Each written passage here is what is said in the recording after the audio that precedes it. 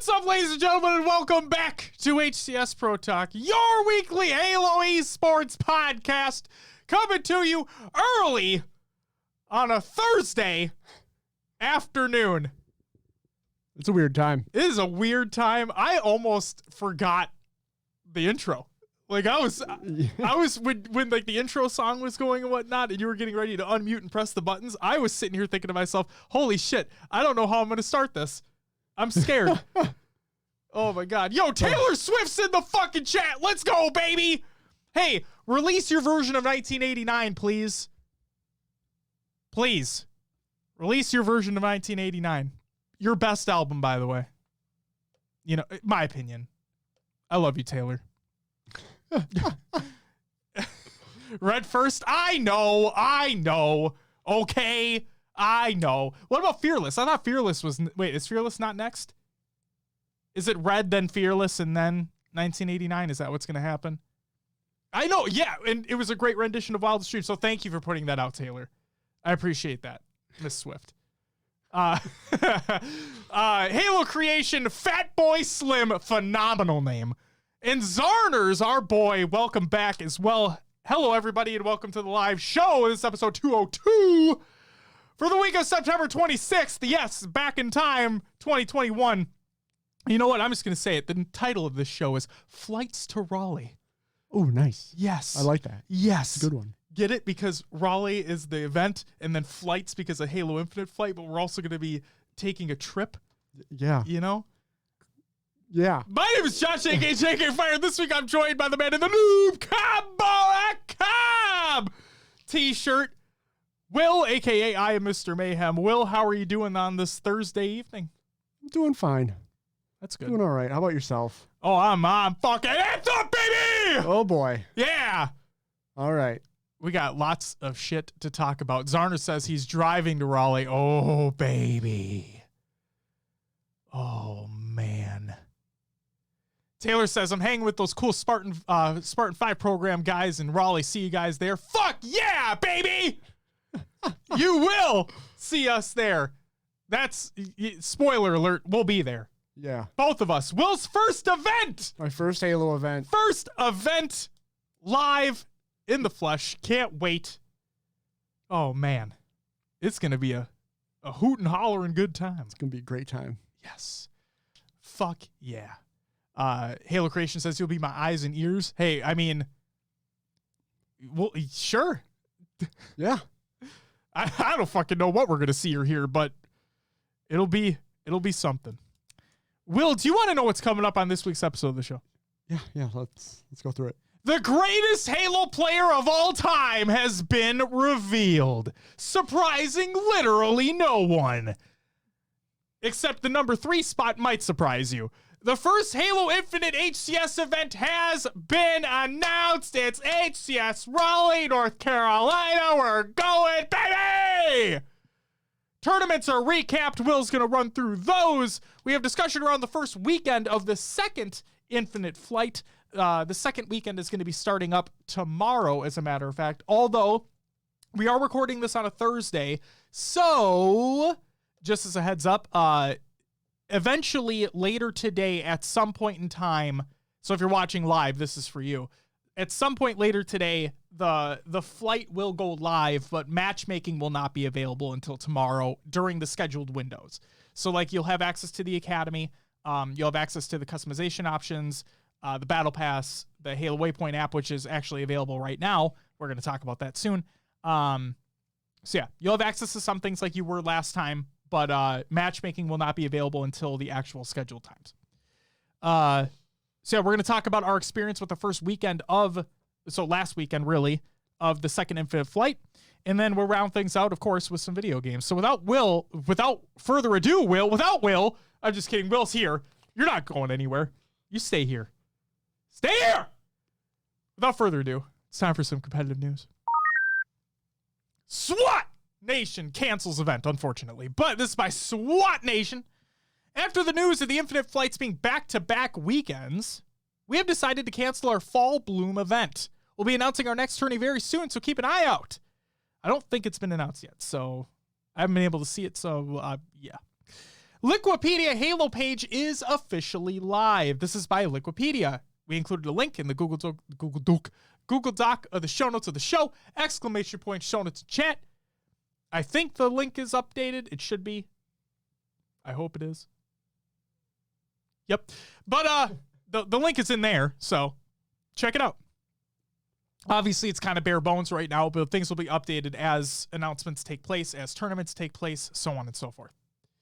Tournament announcements by Drip Drip Double and Plaz over on Twitter, and I quote, "It's a Headhunter SWAT FFA. Deadline is October 8th at 10 p.m. Eastern Standard Time, with the tournament date taking place on October 9th at 2:30 p.m. Eastern Standard Time. Format is FFA Halo 5 SWAT. Weapons include Magnum, BR, DMR, Halo 1 Magnum, and Halo 2 BR. Some spicy weapons mixed in there. And it'll be a double elimination tournament with a $250 prize pool, so check that out and compete if you're interested. Next up, Snakebite announces an infinite clip competition. This is by Snakebite. So this is old news, right? But still wanted to hit on it because the prize pool was increased because the Sentinel's backing it as well. Just a really cool way for the community to get together and show off some clips. So the rules were: submit your best Halo Infinite PvP clips via hashtag SnakeBite2K on Twitter. No pros or former Halo pros are allowed to enter. That's awesome. Entries closed on the 27th of September. The top 5 clips each receive $400. And Snakebite will have a stream today, if it hasn't already taken place, I'm sorry, to pick the winners. So congratulations to said winners, and enjoy your $400 each. Pretty fucking awesome.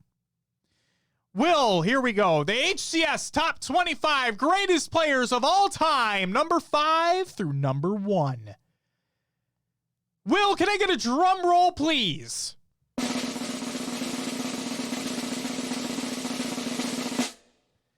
At number 5, we have Royal 2. Will, can I get... I'm just kidding. We don't need to do it for each one. I'm kidding. I was kidding. At number 4, again, this is where a little bit of contention came in, because a lot of people thought that this individual is going to be number 3 or potentially even number 2. I got your Pistola coming in at number 4. At number 3, it's Snakebite. Number 2 is Lethal, which of course leaves number 1 as it's a tie with the Sutta twins. I'm just kidding. It's Ogre 2. Ladies and gentlemen, obviously, it's Ogre 2. The greatest of all time, the winningest player, I believe, in Halo's history. And we included the links to those 5 players' videos that the HCS made. Go watch those and then watch numbers 6 through 10 as well. They're all phenomenally well done. And yeah, just binge those videos, bask in just reminisce about all the good times that happened, and look forward to all the good memories that are going to be made with going back to the roots. Because, what a fucking segue by me, the next and first HCS event for Infinite is the Kickoff Major in Raleigh 2021. Woo! Yes! Yeah, baby! This is by the HCS. I'm going to read through the article. Here we go. In February 2020, the Halo community joined us at DreamHack Anaheim for what would be the last Halo esports event for nearly 2 years. A lot has transpired since then, as we've all been impacted by the global pandemic in some way. When Halo Infinite was originally set to release in 2020, the HCS roadmap we were building at the time was almost completely online, with no LAN events in sight. With Halo Infinite's release moving to 2021, the proliferation of vaccines around the world, as well as regulations and health policy changes, we knew it was time for us to bring the Halo community back together again. As originally stated, one of our goals is to release the entire first-year roadmap for Halo Infinite Esports before competition begins. This is still the case, and we're on track to deliver that to everyone in the ecosystem, and all of that will be arriving in the coming months. Plural. However, because the first event is just around the corner, we wanted to ensure we released that information first, so that fans and players were able to prepare in time. Beth, thank you for the 17-month resub. Woo! Who indeed? Appreciate you, Beth. Welcome back. Good to see you. No, I'm sad I lost my woo emote. Whose was it? Lupo. Oh. Oh. Womp, Wow. womp. Yeah. So it sounds like we need a woo emote Maybe we do. to replace Lupo's woo emote. Today, not today, we're talking about this after the fact, but fuck it, today, we're excited to announce the HCS Kickoff Major taking place in Raleigh, North Carolina on December 17th through the 19th, 2021, with a starting prize pool of $250,000. Once again, the Halo community will be united under one roof, and this time with an entirely new Halo game to play and watch. In tried and true Halo esports fashion, the HCS Kickoff Major will feature an open bracket, seating for spectators, as well as full main stage and featured stations for pool play and the championship bracket. To ensure a world-class experience on site and for viewers at home, we have enlisted none other than Esports Engine to operate the event with us. Spectator and VIP tickets for the big event go on sale tomorrow, September 29th at 10 a.m. Pacific time. They are already on sale, and update, the VIP tickets sold out in 3 minutes. Yeah, that was nuts. Yes. But GA's like 75% sold right now? Yes, that is what Tashi has stated earlier today.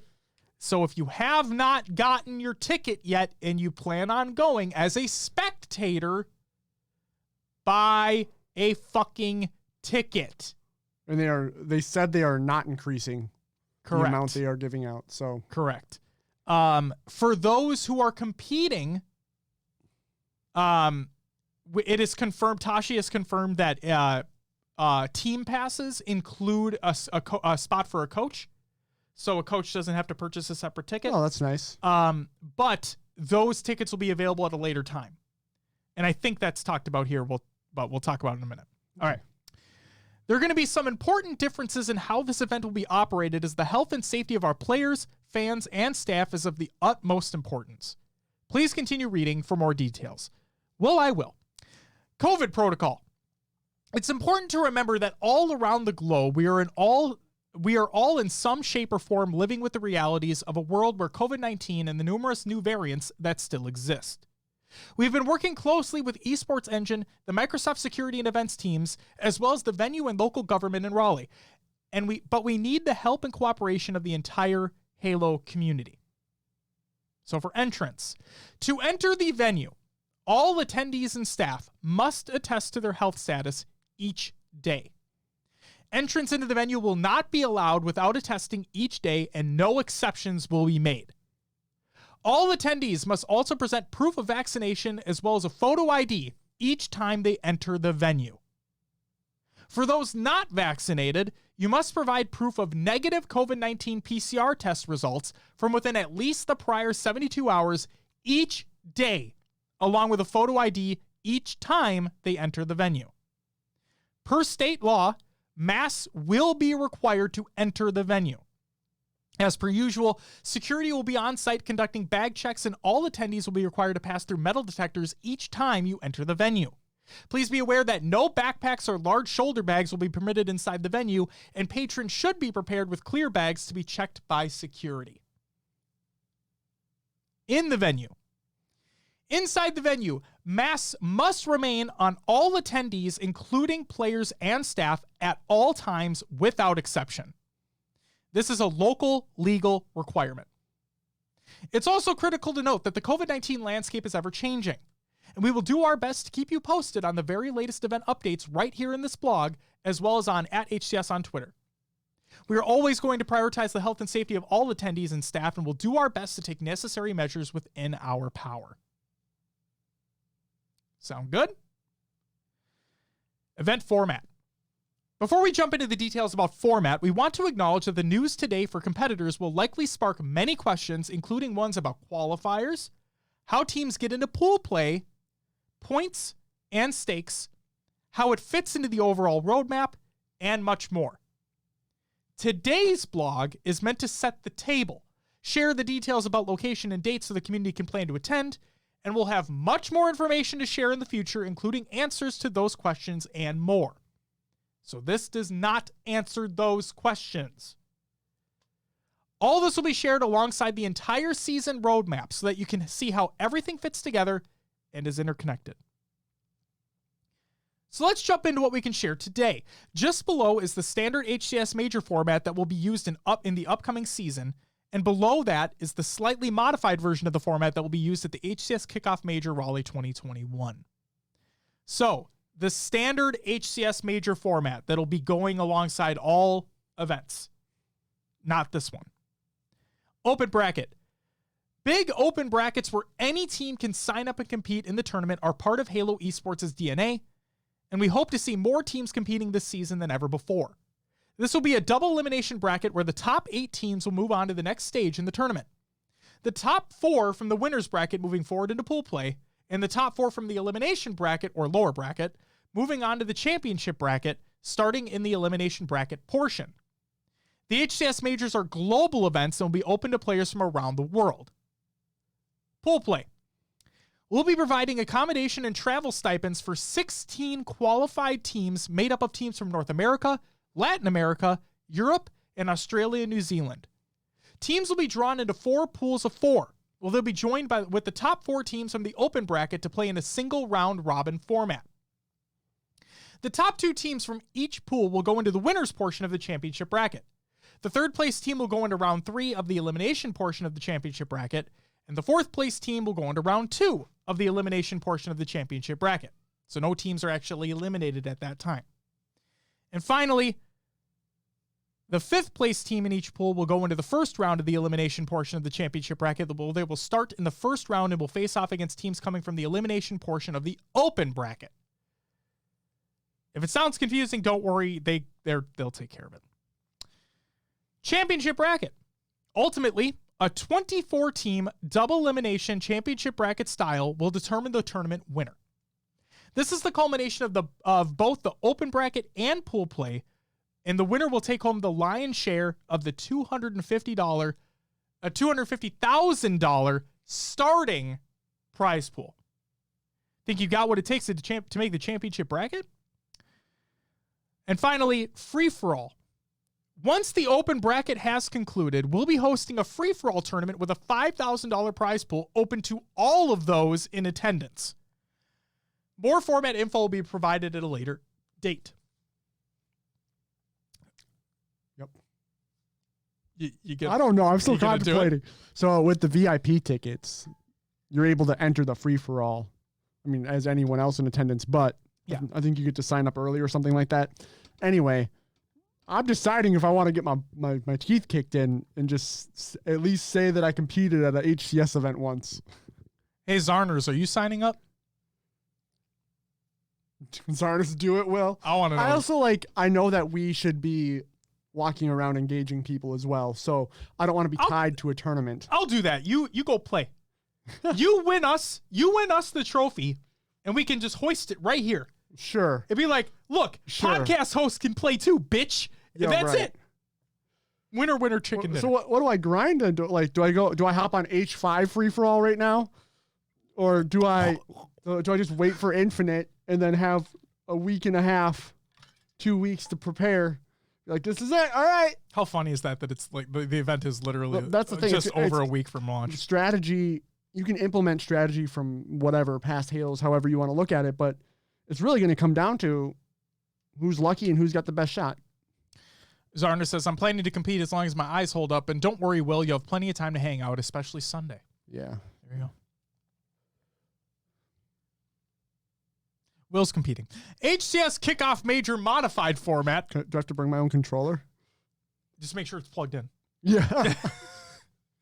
Sorry, Spartan. Also, happy birthday. It's his birthday today. So I play on some weird settings. I wonder if do I sign into my own Microsoft account and then my settings would transfer over? I thought that if you're in, we talked about this because this was in an esports ecosystem blog. Yeah, because it would take too long, right, to get everyone set up on their stuff.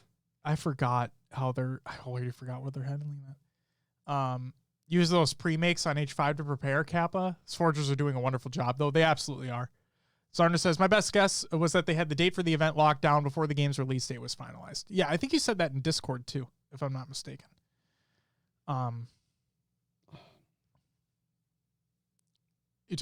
Zarn is asked, are you talking about Elite controller settings? Yeah. I know you can program the Elite controller for buttons to be other buttons. Yeah, and then when you plug it in, it should just save the profile on the controller itself. So Yeah. you should be good to go. But I went into the Infinite settings and was like, no, my RB is B. You know what I'm saying? Like I remapped the controls. So I think what you need to do is just do the profile. Do the profile Yeah. of the controller itself. So the modified format includes, because of A, the limited window between game release and Raleigh, and B, the inclusive spirit of the HCS, we have a modified format for Raleigh that expands the championship bracket from 24 teams to 32 teams. In other words, this tournament's going to be a fucking monster. It's going to be a long tournament. Holy shit. So for the open bracket, the top 16 teams from the open bracket will be entered into the championship bracket, with 8 from the open bracket winners added to the championship winners, and top 8 from the elimination portion of the open bracket added to the elimination portion of the championship bracket. For the pool play, we'll be providing accommodation and travel stipends for 16 qualified teams made up of teams from North America, Latin America, Europe, and Australia, New Zealand. That's all the same, but this. The top 2 teams from each pool receive a bye and are added to the second round of the winners portion of the championship bracket. The bottom 2 teams from each pool are added to the first round of the winners portion of the championship bracket, where they will compete with the top 8 from the open bracket. Championship bracket. In the end, a 32-team double elimination style championship bracket will determine the tournament winner. And yeah, the winner will take home the lion's share of the $250,000 starting prize pool. Zarn says, I'm pretty sure the controller's memory remains, and you usually get a couple minutes to get your settings tweaked beforehand. Just know exactly what you use. Even when we were late for main stage one time, we had enough time to get the settings changed. There you go. All right. Venue, tickets, team passes, and refund policy. The venue is the Raleigh Convention Center. Address is 500 S Salisbury Street, Raleigh, North Carolina, 27601, in Hall B, as in boy. Bravo. Nice. Yeah. As in wonder, boy, you kind of were there. Jesus Christ. Starting tomorrow. Okay. Spectator tickets are available for purchase. I don't need to say it's starting tomorrow because it's there now. There are a few different packages and promotions, but since VIP is sold out, I'm just going to say what the general admission includes. Entrance into the event for the entirety of the tournament, access to compete in the free-for-all tournament at no extra charge, and the price is $50. 50. And yes, you're right. For VIP, it's early registration for free-for-all. Yeah. 30 minutes before general. Yeah.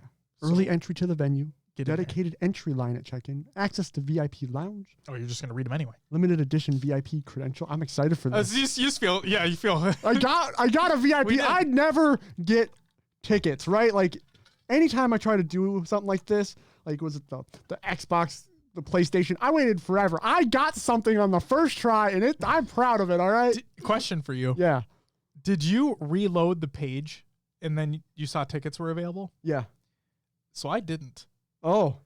I refreshed at noon, our time. It was 10 a.m. Pacific, so noon Central. I refreshed at noon. They didn't. It still said see details. Oh. I clicked on that, and I was able to buy it from there. Yeah, that's what I did too. Okay. It didn't show up on that main page. I just clicked that see details. Yep. So we might have lucked out there. We may have. Yeah, but fuck it. Yes. What else we get? Limited edition VIP credential. I said that one. Early access to the free-for-all competition registration 30 minutes before general admission. Exclusive production tour, including photo op on main stage. Hell yeah, we're getting a photo op on main stage. I love it. And, my nerdiness gets to see a production tour. Will is our sexy producer of the show. So. A chance at being one of 2 VIP ticket holders to play in a special show match on Saturday night. That'd be pretty cool. It'd be pretty neat. It'd be pretty neat. How neat is that? Pretty neat. Oh my God. And that's what you get. That's what you get. I'm excited. For 100 bones. I forgot to do this next part, and I'm kicking myself for it. But you know, I did. So I was too excited about getting the ticket. Fun fact about this: I don't know if this is a glitch or not. We'll talk about it. But so partner team codes. As announced last month, we have 9 partner teams that will be competing in the HCS at launch. In order to provide extra value to fans and also allow fans to support their favorite teams directly, you can use any of the below codes at checkout to receive a 10% discount on your tickets. When you save 10%, the team receives 10%. And the teams include, the codes include FaZe, Envy, Space Station, E-United, Navi, G2, Cloud9, Sentinels, and Fnatic. So you said you didn't use one. I forgot. So I got in. No, you're fine because I bought 2 tickets just in case Natana wanted to go. So I got a VIP and a general, right? So I was going to use the code Envy because Ola. And so I was going to use the code Envy and I typed it in. And it said, you can't use this on more than 1 ticket. Oh. Yep. So I'm like, well, fuck you then. And I just bought them at base price. Because like I was afraid I was going to lose the VIP ticket if I did it. So, yeah. I typed so fast through that checkout. So fast. Anyway. We're in there. Somewhere. Oh, I love it. Oh my God. So team passes. Here you go. Team passes will go on sale November 17th. That is a good chunk of time after now. We'll have more details on price, where to purchase, how to register your team, and more at that time. I bet they'll have like the website set up at that point, sure. Like the overarching website for all the events. Yeah, I bet that's what they're going to use. Makes sense. Yep. We want to note that all teams will be required to purchase a team pass, including those starting in pool play. Once those teams qualify for pool play ahead of the event, we will provide a refund. That's really fucking cool. Refund policy, as mentioned above, with circumstances during the pandemic are ever changing. For the HCS Kickoff Major, we will have a full refund in the case of the event being canceled or if spectators will no longer be allowed. For any questions regarding the refunds, you can email hcseventsna@ee.gg. Divine Mind, welcome back, by the way, says, same, I bought 3 VIP tickets and it was the same deal. So you were not able to use the discount code either. That's I wonder if it's just an oversight. I don't know, because from the limited wordage in the article, they say on your tickets. Yeah, I heard from some other people as well, or just I should say I saw on Twitter. Yeah. That this is one of the first times you were able to buy more than 1 VIP ticket. Like a lot of people were saying, like you usually limited to 1. You were limited to buying 1 VIP ticket. So like if you and a couple other people wanted to go, you all had to individually buy your tickets. Got it. So yeah. Says I initially tried to use code Divine Mind. Only jokes. Yeah. So I'm curious. I'm curious if that was the mix-up that normally. Maybe. Anyway. Maybe. Conclusion. It's been a long time coming, but Halo Infinite and the first event are just a few months away. Soon we'll all be playing some Halo on LAN, watching the best players in the world duke it out for the first time, and of course creating unforgettable moments together as a community. We hope you'll safely join us in North Carolina later this year. And yes, we said it before, we'll say it again, we will be there. Both of us will be at Raleigh together. What is up, Frumpy Apollo? Holy shit, what a great name too. I love it. Love the concept. I'll tune in frequently. Thank you so much and welcome to the show. And thank you for the follow as well. Greatly appreciated. Also, you know what? Fuck it. Let's catch up on follows that we've missed. So Iberg, Jamar Wrangle, V Dark Matter, Taylor Swift, Chris Pog, and Frumpy Apollo. Thank you all so much for the follows. Welcome to the live show. Welcome to the community. Hope you enjoy your time. Welcome, welcome. Enjoy the ride, motherfuckers. There's Jamar Welcome. Everyone says it that way. Am I an asshole? I just said it wrong then. Rangel? Am I saying Jamar wrong? Fuck. I feel like an asshole. Yo, what the fuck? Yo! Halo Creation with the... What are you doing? With the 5 fucking gifted subs. Good Lord. Yo! Thank you so much. What the hell? This is 2 weeks in a row. What is happening? God damn it, dude. Thank you. Calm down. Oh, my God.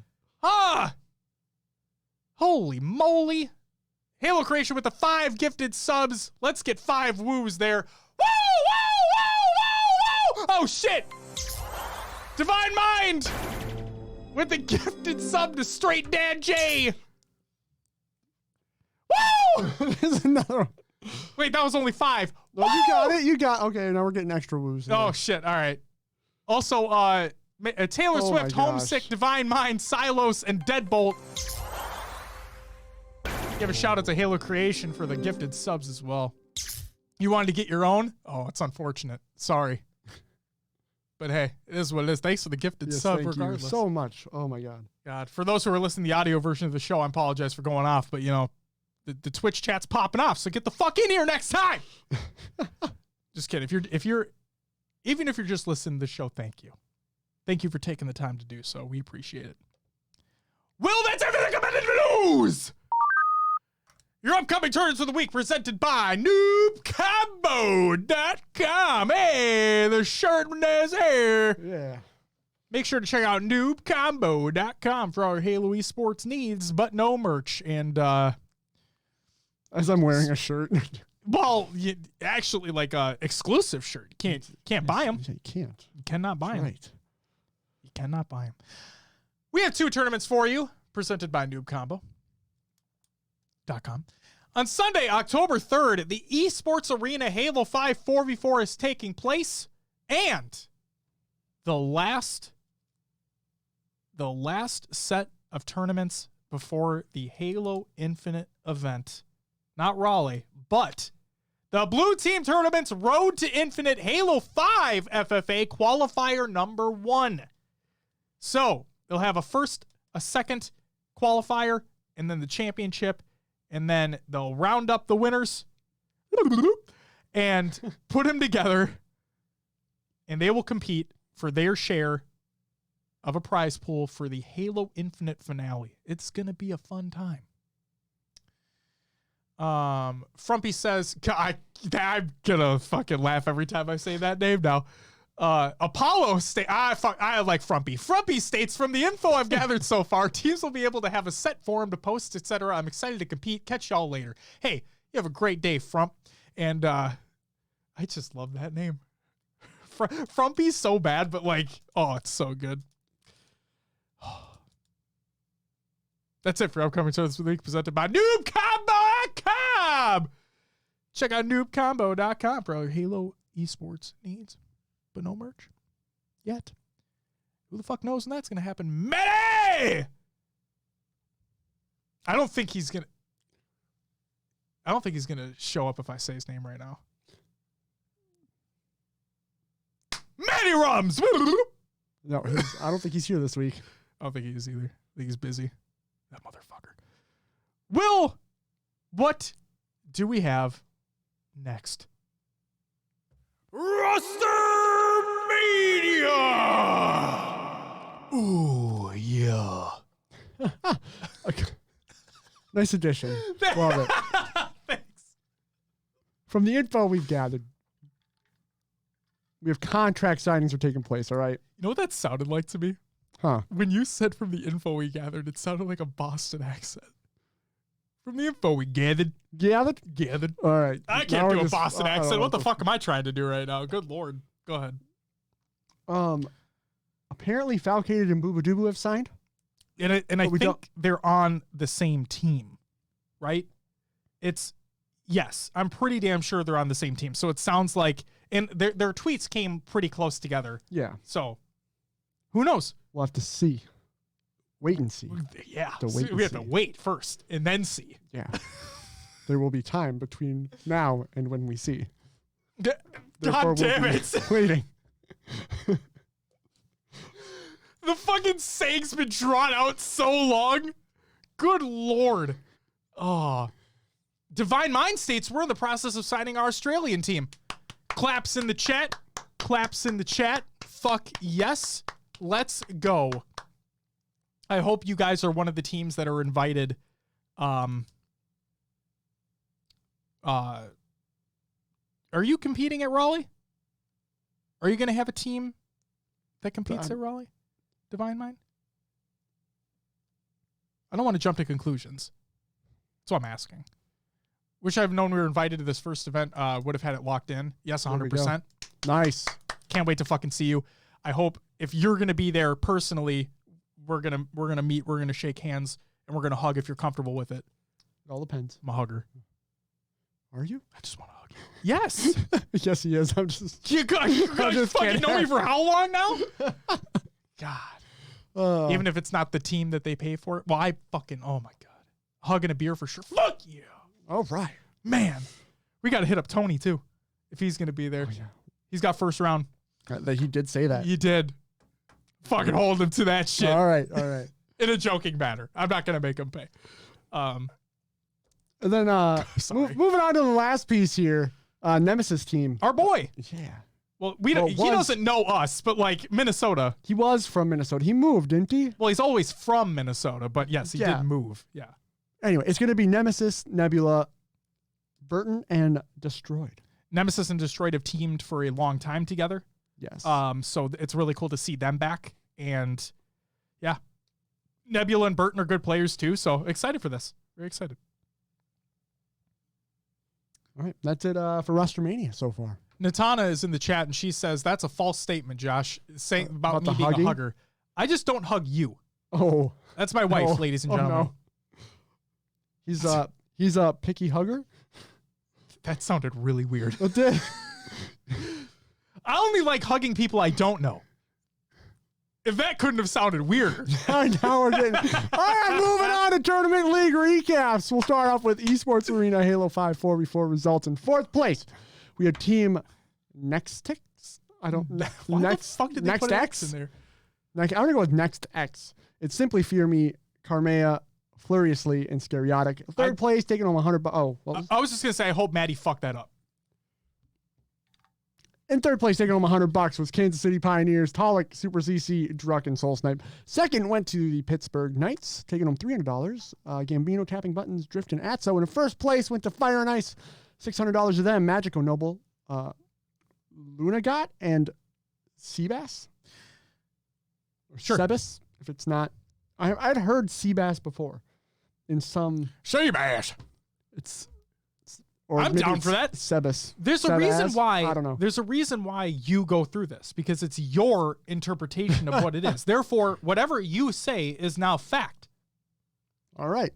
Just like what was the cat one? A strange cat versus a savage cat. A savage cat. Yeah, a strange cat. And he liked that. And he went to the next tournament as a strange cat. See, it just worked out. All right. You have that influence on me. I guess so. Next up, Blue Team Tournaments Road to Infinite FFA Series. Halo 4 Championship. Ooh. The most competitive Halo ever made. Halo 4.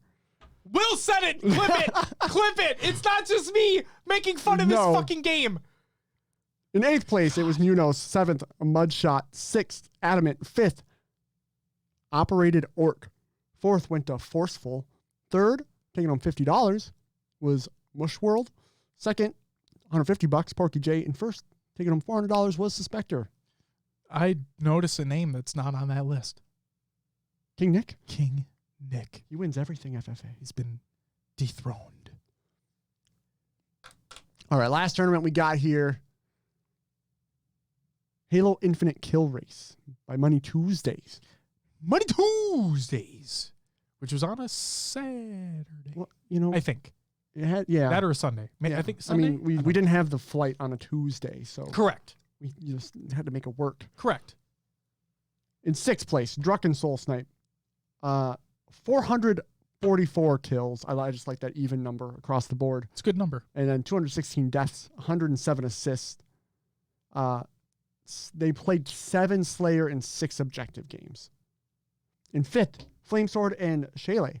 Or what's the other name? Nikoski. Yeah. He also went by Nico Shaylee at one point. So I see the correct. I see the translations here. I just like Shaylee. Yeah, I agree. That's my favorite one out of the few. What? Every time I say Shaylee in my head, hold on. Divine Mind says, I got to peace out, boys. Have a great rest of the stream. Thank you so much, Divine Mind, for tuning in. Hope you have a great one, and we'll see you in motherfucking Raleigh. Yeah. And obviously, we'll probably see you in other live shows. Every time I say Shaylee in my head, what in Irish, like, not necessarily weapon, but like, you know what I'm talking about? No. I'm just going to be, no, I have no idea. I am going to butcher the fuck out of it. Shillelagh? Is that what I'm thinking of? What am I thinking of right now? It's an Irish thing, I thought. Isn't it? Am I being dumb? Guys, don't make fun of me right now. Am I being dumb? I think I'm being dumb. I'm so sorry to derail this too. It's just every time Shaylee, I feel so fucking stupid right now. Not because of Shaylee. Shaylee, you're great. Why am I dumb right now? I know what you're saying. Because I'm thinking of like a WWE wrestler from way back in the day who had one. What was his name? Shalala?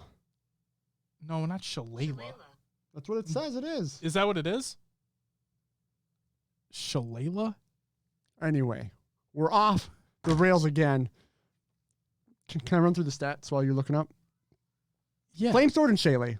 464 kills, 188 deaths, 152 assists, 13 Slayer games, and 11 objective games. So they... Shillelagh. That's it. I was right. But it's Layla. No, it says in Wikipedia, Shillelagh. I did Google Trans. Well, Google Translate's a piece of shit. All right, whatever. It's a wooden walking stick and club or cudgel, typically made from the stout, knotty blackthorn stick with a large knob at the top. It is associated with Ireland and Irish folklore. I was fucking right! Moving on. In fourth place, we had Ace and Stress. 492 kills, 140 deaths, 122 assists. They played 9 Slayer games and 7 objective.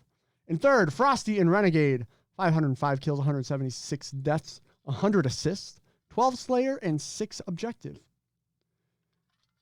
In second, Gilkey and Sab. 534 kills, 175 deaths, 140 assists, 10 Slayer, 11 objective. And in first place, in quite dominating fashion, as it says at the bottom of the graphic here, but oh yeah, Shotzi and Falcated, 648 kills, 177 deaths, 156 assists, 10 Slayer, 13 objective games. And it was basically, you were able to take the 5 highest scoring Slayer games and 5 highest scoring objective games during Sunday. The Sunday evening play session. Yes.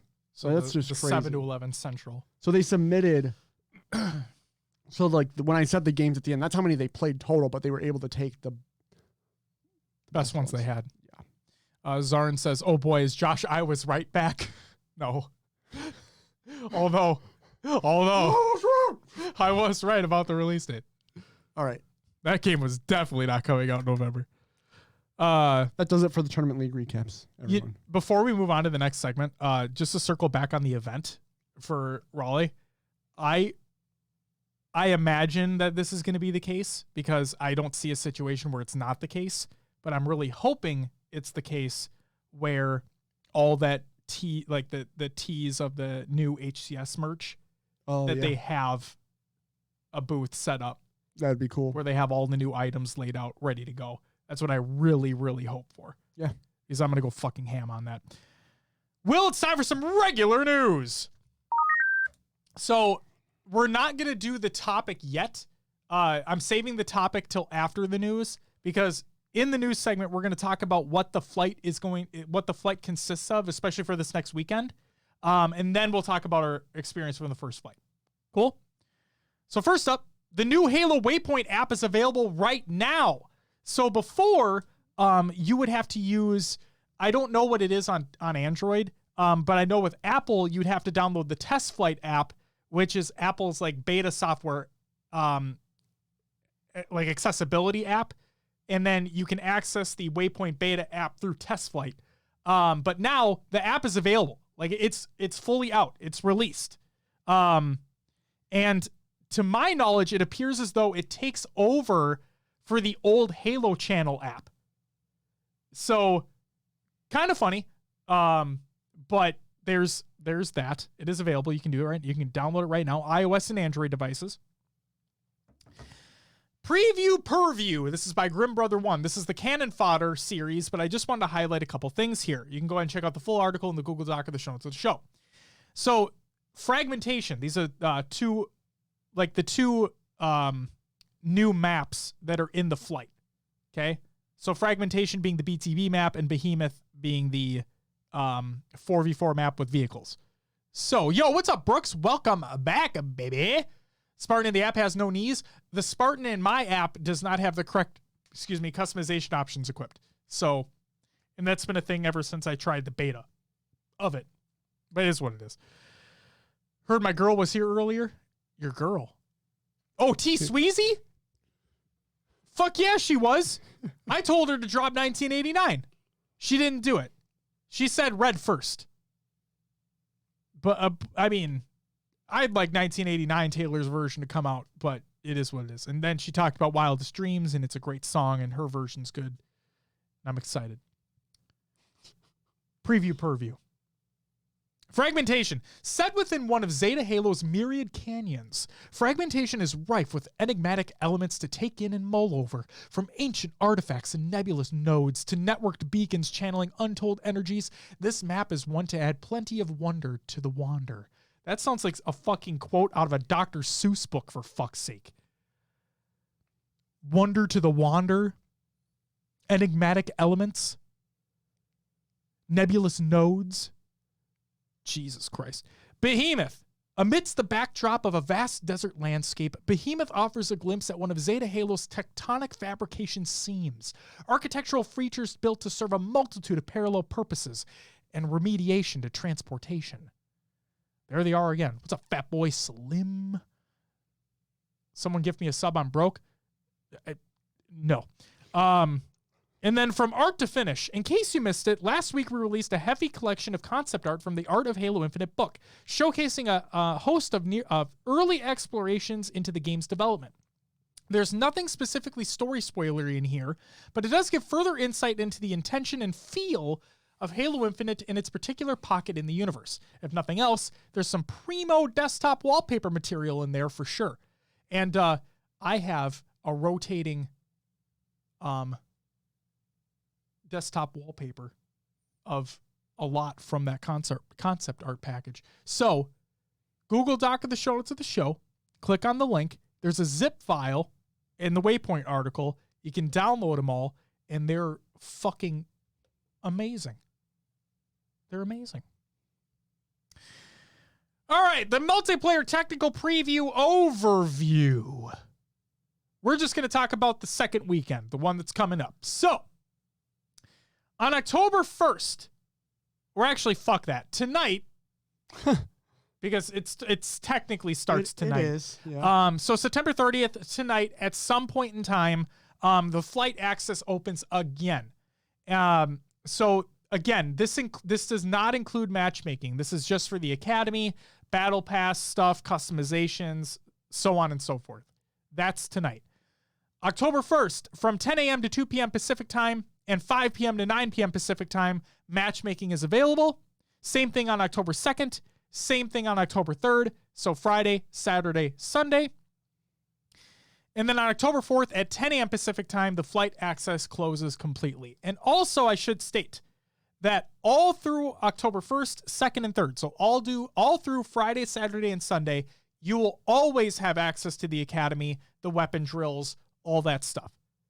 It's just matchmaking specifically for bot matches, the arena, and BTB, because BTB is going to be in the second weekend here. Those are only available during the matchmaking windows that are provided. Let's see here. Overall, the goals for these technical preview weekends can be distilled down to the following three areas. Testing the services behind Halo Infinite at large scale, gathering real-world data about PC hardware configurations, and collecting community feedback and reports. Okay, so that's what they're really focused on here. Training mode. To help you focus on what you'd like to improve, you can customize the following options on the fly mid-match. Bot difficulty, and all of them are included. Number of friendly bots, number of enemy bots, up to 4. Weapons, primary and secondary. Grenades, primary and secondary. Equipment. Reveal enemy location. Play fighting. Infinite ammo. And deathless. Weapon drills. This time around, you'll have access to the following weapon drills. The AR, the BR, the Sidekick, the Bulldog, the Needler, Commando, Sniper, Plasma Pistol, Pulse Carbine, Ravager, Heat Wave, Skewer, and Shock Rifle, which is new to this flight. And then Bot Arena. In Bot Arena, you'll have access to the following. Slayer on Bazaar, Behemoth, Live Fire, and Recharge. Capture the Flag on Bazaar and Behemoth. And Strongholds on Live Fire and Recharge. Social Arena. Let's see. Oh, I didn't even notice this because I was confused.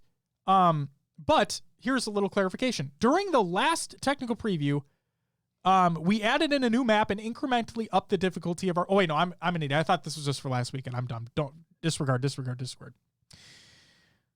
We already talked about the times: 10 a.m. to 2 p.m.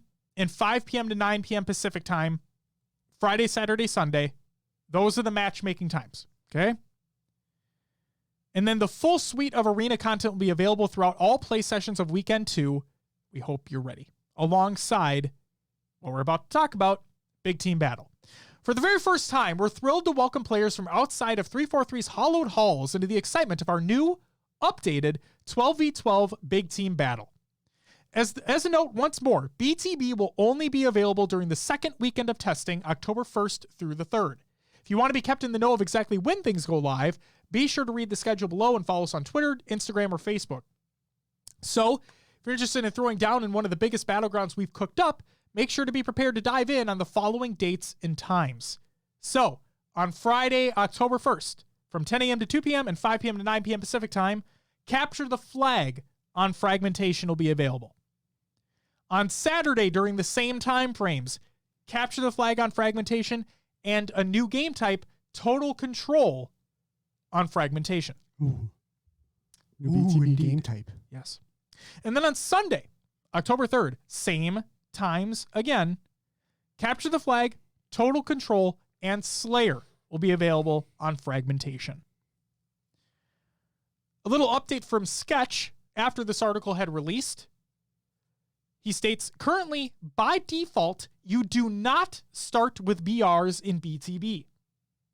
In my experience, there's no shortage of weapons to go around. Scavenging is a big part of the gameplay loop. And then another update, this is from the Halo account. They state, want to join in on this weekend's October 1st to the 3rd Halo Infinite Multiplayer Tech Preview? You can download the build via the Xbox Insider Hub right now. Halo Insider or not, you can join in on the action. So that's right. Everyone on Xbox is able to play this weekend. They really want to test servers out, test capacity. So if you're on the Xbox family of console, you can go ahead and install it right now and you'll be ready to go. Also, it was stated today that no Xbox Live Gold is required. So you can literally just download it and play when it becomes available. So that's really, really cool. Feedback. To help focus the conversation here on Waypoint, we've stood up specific threads for the content available in the tech preview. For specific links to these, Google Doc of the show notes of the show, click on the link to this article. They're all in there. But they have specific areas for Bot Arena, Social Arena, Training Mode, Weapon Drills, Live UI, so Battle Pass challenges in store, PC, and Xbox. Cool? On Sunday, October 3rd, select insiders will receive a survey in their email inbox. So if you get said survey, please fill it out. Lastly, just as a reminder, feedback and bug reports follow 2 separate processes during flights. Thoughts about the game, design, weapon balance, etc. should be shared on Waypoint. Technical issues, bugs, and glitches should be reported on the Halo support site. And then they talk about the Halo support site. So go ahead and check out information there. Finally, this could go in the topic here, but I just want to include this. I'll include it in the topic. Well, that's it for the regular news. Oh, sorry. Which means it's time for the topic, which is Halo Infinite Flight number 2 impressions. Will, we both played it. Yeah. Before we talk about it, I don't know if you were able to witness any of these in matchmaking, but Green Skull, fellow community member, did. There was we'll call it a glitch, I guess you could say, where there were times where there was an opportunity in a match-made game against real players. So, when you go into matchmaking, some of the weapons on the rack switch, it's like maybe a BR instead of a commando instead of a BR, whatever. Well, for Green Skull, he had an instance where it was basically completely different. As in, 3 new weapons that we had yet to see were in this match. That includes the Disruptor, the Cinder Shot, and the Sentinel Beam. So the Sentinel Beam is making a return, but it is drastically different than how it's performed in other games. It requires a lot more aim, like a lot more consistent aim, but when you do, it is deadly. But it also chews through ammo real quick, from what I saw. Also, it doesn't overheat to where like it overheats, you have to like wait a couple seconds. Yeah. You reload it. Oh. And it just like recharges. So it's kind of weird. The Cinder Shot, this weapon was if you ADS with it, so it's like a projectile shot, okay? Kind of like a plasma caster, I guess you could say. Okay. And you don't charge it. Like you shoot. So it's like a pew, pew, right? Like almost like a grenade launcher type of thing. Kinda. But the cool part about this gun is that if you ADS with it and shoot, you can control where it goes. Oh boy. So you can like loop it around corners. You can loop it into areas. Like it's crazy. Go watch the video. It's in the Google Doc of the show notes of the show. Again, shout out to Green Skull for recording this. I would assume you're almost immobile when doing that though. Oh yeah, you can't move. Yeah. Yeah, you're literally ADS and just like watching it go. So that's kind of fun.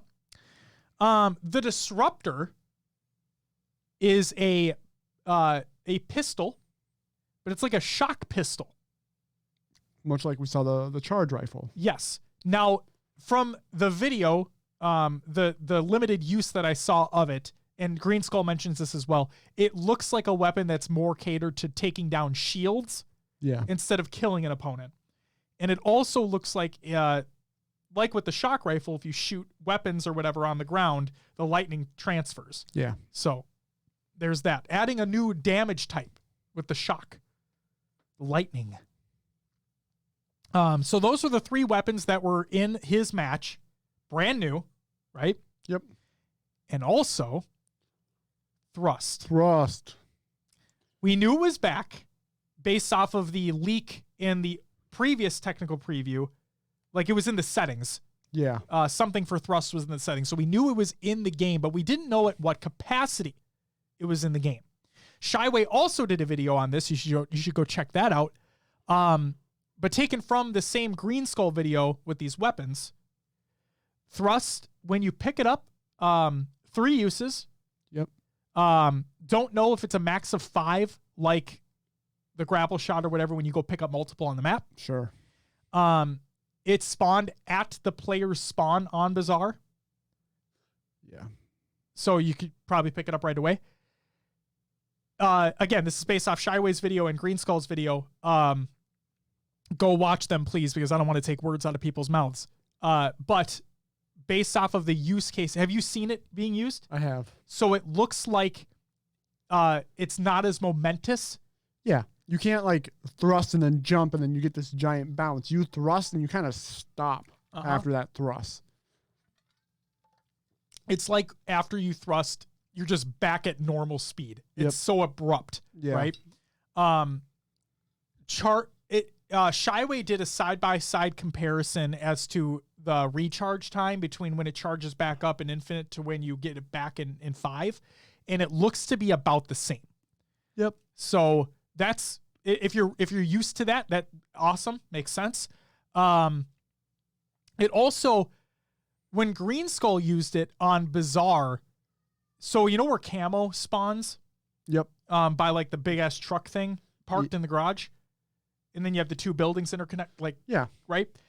He thrusted from one side and wasn't able to make it to the other window. Yeah. So it's not that big. Mm-hmm. It looks like more of a let's get into kind of an advantageous position or try to, or maybe just duck away if you need to right away. Yep. It doesn't seem as critical to, especially because it's equipment, it doesn't seem as critical to the movement of Infinite in and of itself. Yeah, it could be one of those things where like if you get in a gunfight and you're clearly losing and you have a way to like thrust down in a way and you're in cover, maybe. But it's not going to give you, with the animation that I saw, it's not, excuse me, it's not going to give you the advantage in a gunfight. Right. You're going to, because one, that abrupt stop, and you can't shoot from, at least I don't know. I didn't see any attempts to shoot while thrusting.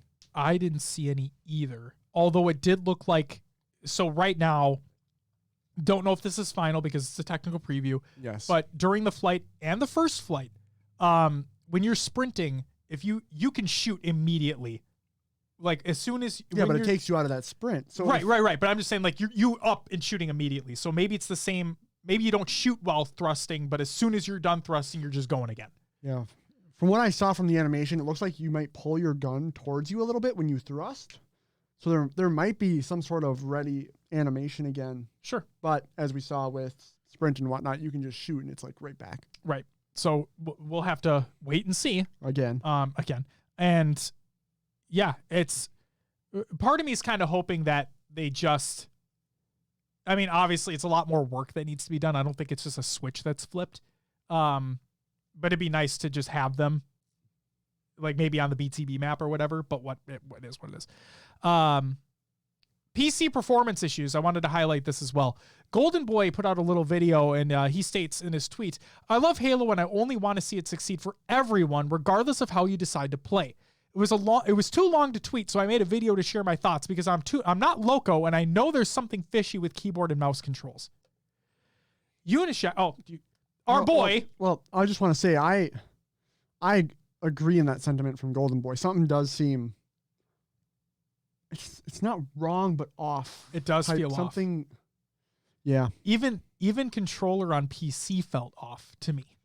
There's also a known. I found this out too. If you start a game on mouse and keyboard and you switch to controller, you don't get aim assist or anything back from the controller. It stays like it's mouse and keyboard.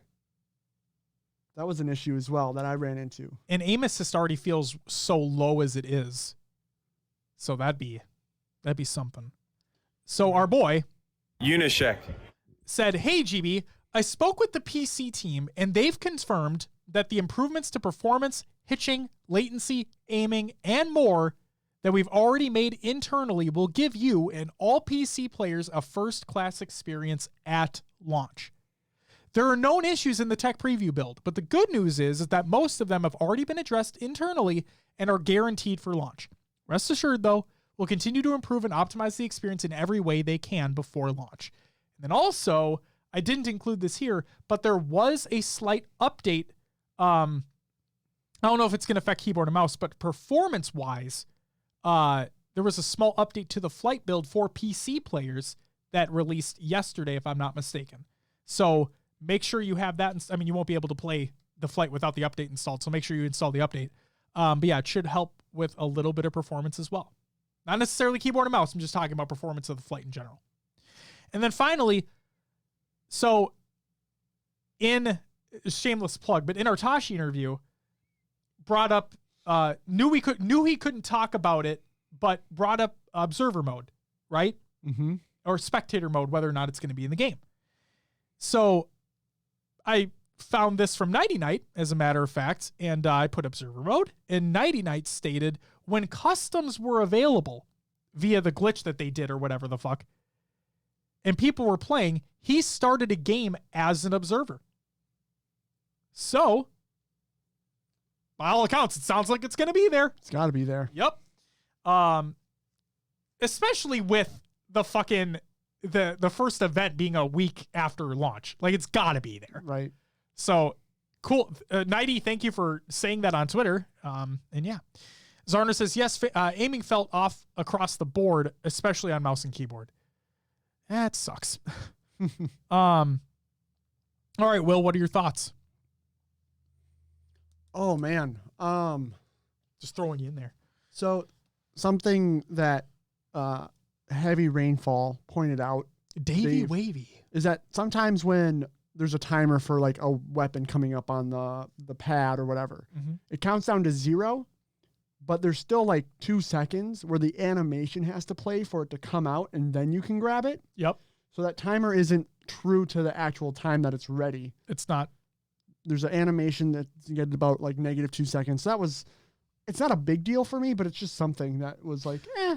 Well, especially like at a top pro level too. Like that can fuck up a play that you have. That can fuck up a setup that you have ready to go when trying to pick something up. Waiting somewhere for 2 seconds, waiting to pick something up is life or death. Could be. And we see so many times regret Slayer when OS spawns bottom mid, and you have when it's perfectly set up in a way where you have a player flying in, thrust sliding over the top of the hump there to grab OS and immediately pop it, right? Like, and that's, you have to be down to a millisecond on that to make that work. Yeah. Gunplay. I'll just start with gunplay because that's most important for me. Yes. Aiming did feel off to me. But Unisheck said those changes have been made and there's going to be updates, or day one it's going to be better. Yes. So I have to believe that it will be better. My favorite map has become Live Fire. It's my favorite map so far. Mainly because my favorite thing to do is to hide in the little hole thingy. Oh, no. And repulse people off the map because it's hilarious. I thought you were going to say BXB people. Well, I was doing that too. Speaking of which, real quick, it's patched for launch, so you won't be able to do that. And 2, thank God. Man, there was times I was walking around the map just like boxing. Like I was just do. To people who say that they should keep it in because it adds to the skill ceiling are fucking stupid, because there's a difference between BXBing and BXRing in Halo 2 compared to whatever the fuck that is in Infinite. It's infinite melee. It's what it is. And you can do it so easily. Oh yeah. It's fucking broken. So no. I feel like I'm not even mad. Like, I'm all about spreading positivity and shit.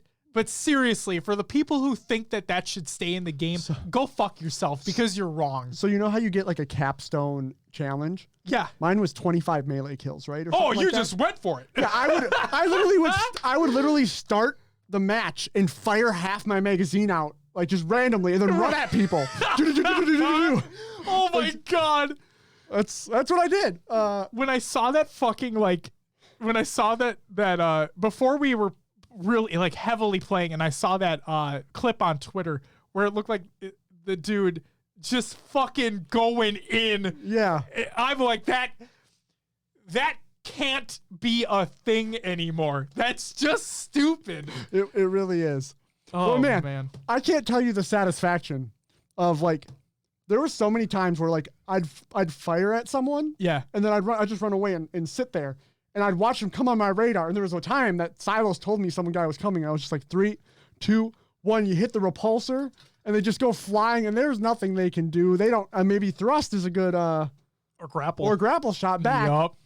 But man, it's just hilarious. They just go flying, especially when it's strongholds and they're trying to hold it down and you just blow someone off the map. Just stroll the fuck in there. It's like, I don't have to fire a bullet to kill you. I just watch you go by. Oh my God. So good. I saw a clip where they were on recharge and a guy was sitting in the corner near where Gravham spawns.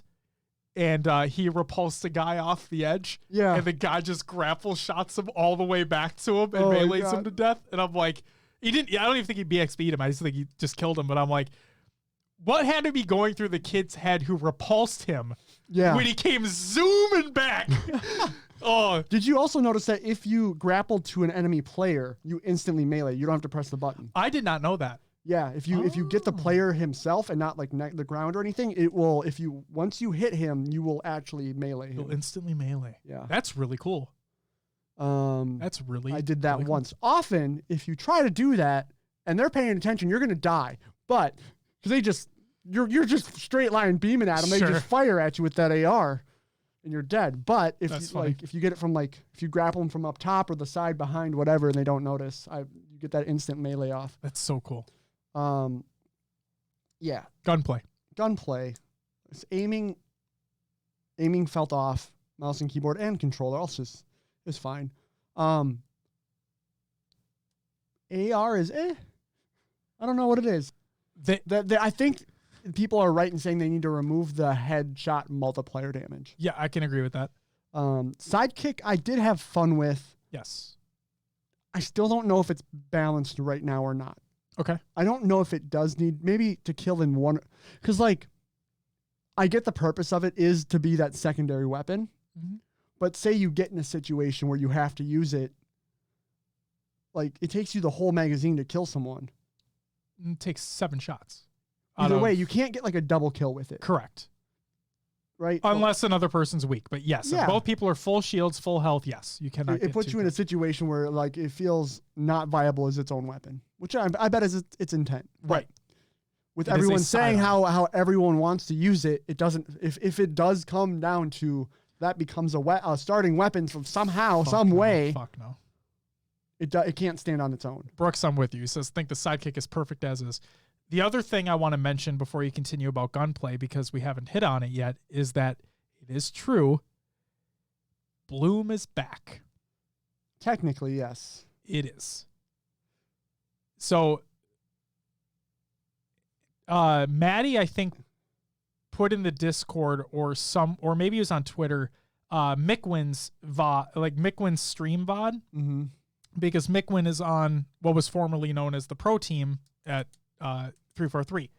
And he mentioned, I couldn't find the actual clip because Maddie put the whole VOD, but in there somewhere, he mentions that the commando has, every gun has a use case, right? Yeah. And every gun, you just need to learn the cadence to it. Right. And so with the Bloom, I don't like Bloom at all. I hate it. Don't get me wrong. But if we have to deal with it, I hope we don't have to deal with it. But if we have to deal with it, then we just need to learn the cadence of the weapon. We need to learn what the proper trigger discipline is of said weapon. I think that's because I noticed that with the commando too, because I started using it as almost like a fast firing DMR and not the hold down the trigger. Mm-hmm. I was just tapping it. I wasn't holding that trigger down at all. And the first couple, 2 to 3 shots seemed to hit. It was once you got to that 4th, 5th, 6th shot without resetting. Yes. That you were having issues. That is 100% it. The sniper too. You shoot that shot, the reticle goes, and then it slowly comes back. So if you're firing while that reticle's coming back, you're going to get that bloom shot. Yep. I want to hit on the AR real quick because Halo Creation brings up a good point.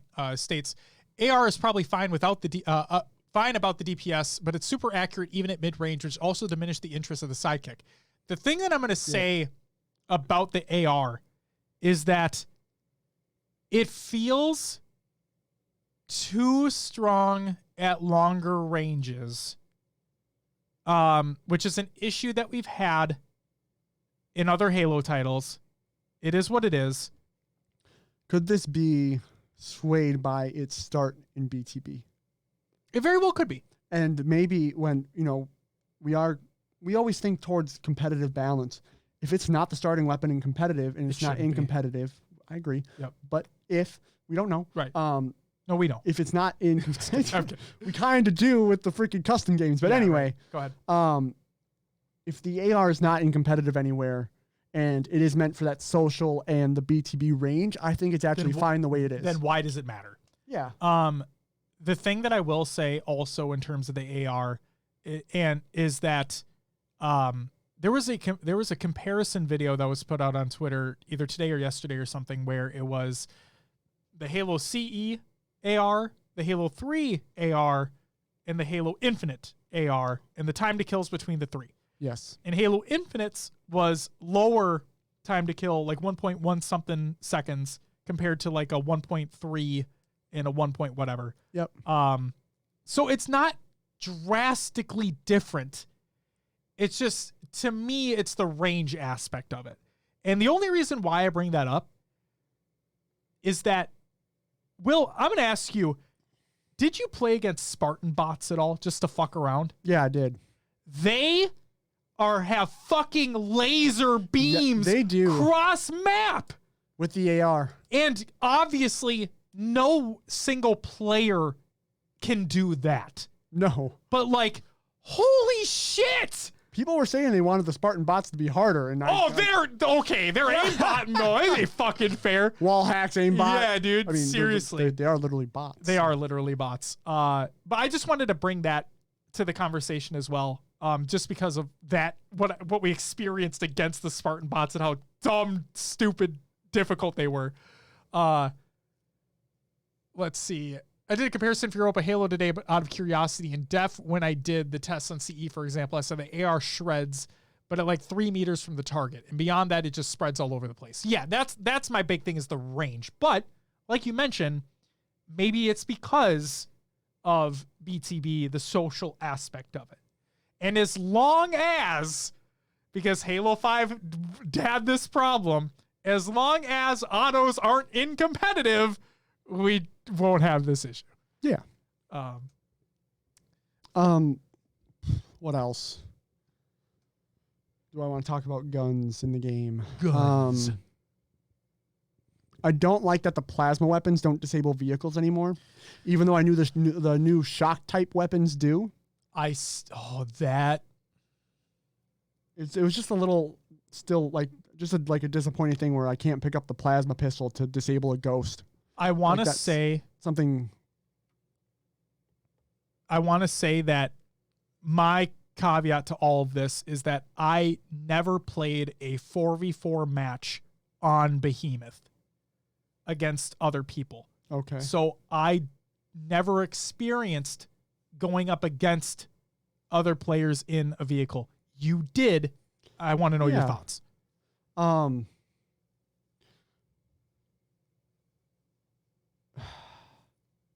4v4 with vehicles. That map is too big. I think it's too big for 4v4. I think it would be really good for like 6v6. Ooh. I know that's weird, but I feel like you need a couple more players for map control. One thing I consistently did, because they also had CTF on that map. If I got the enemy flag, I would run it bottom mid, and they would never see me. I stealth captured twice running bottom mid. And I also found out another point with capture the flag. Yeah.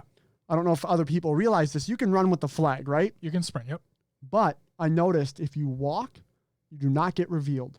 You run, you're instantly revealed. There's like revealed. Revealed. It shows you running on the map. No shit.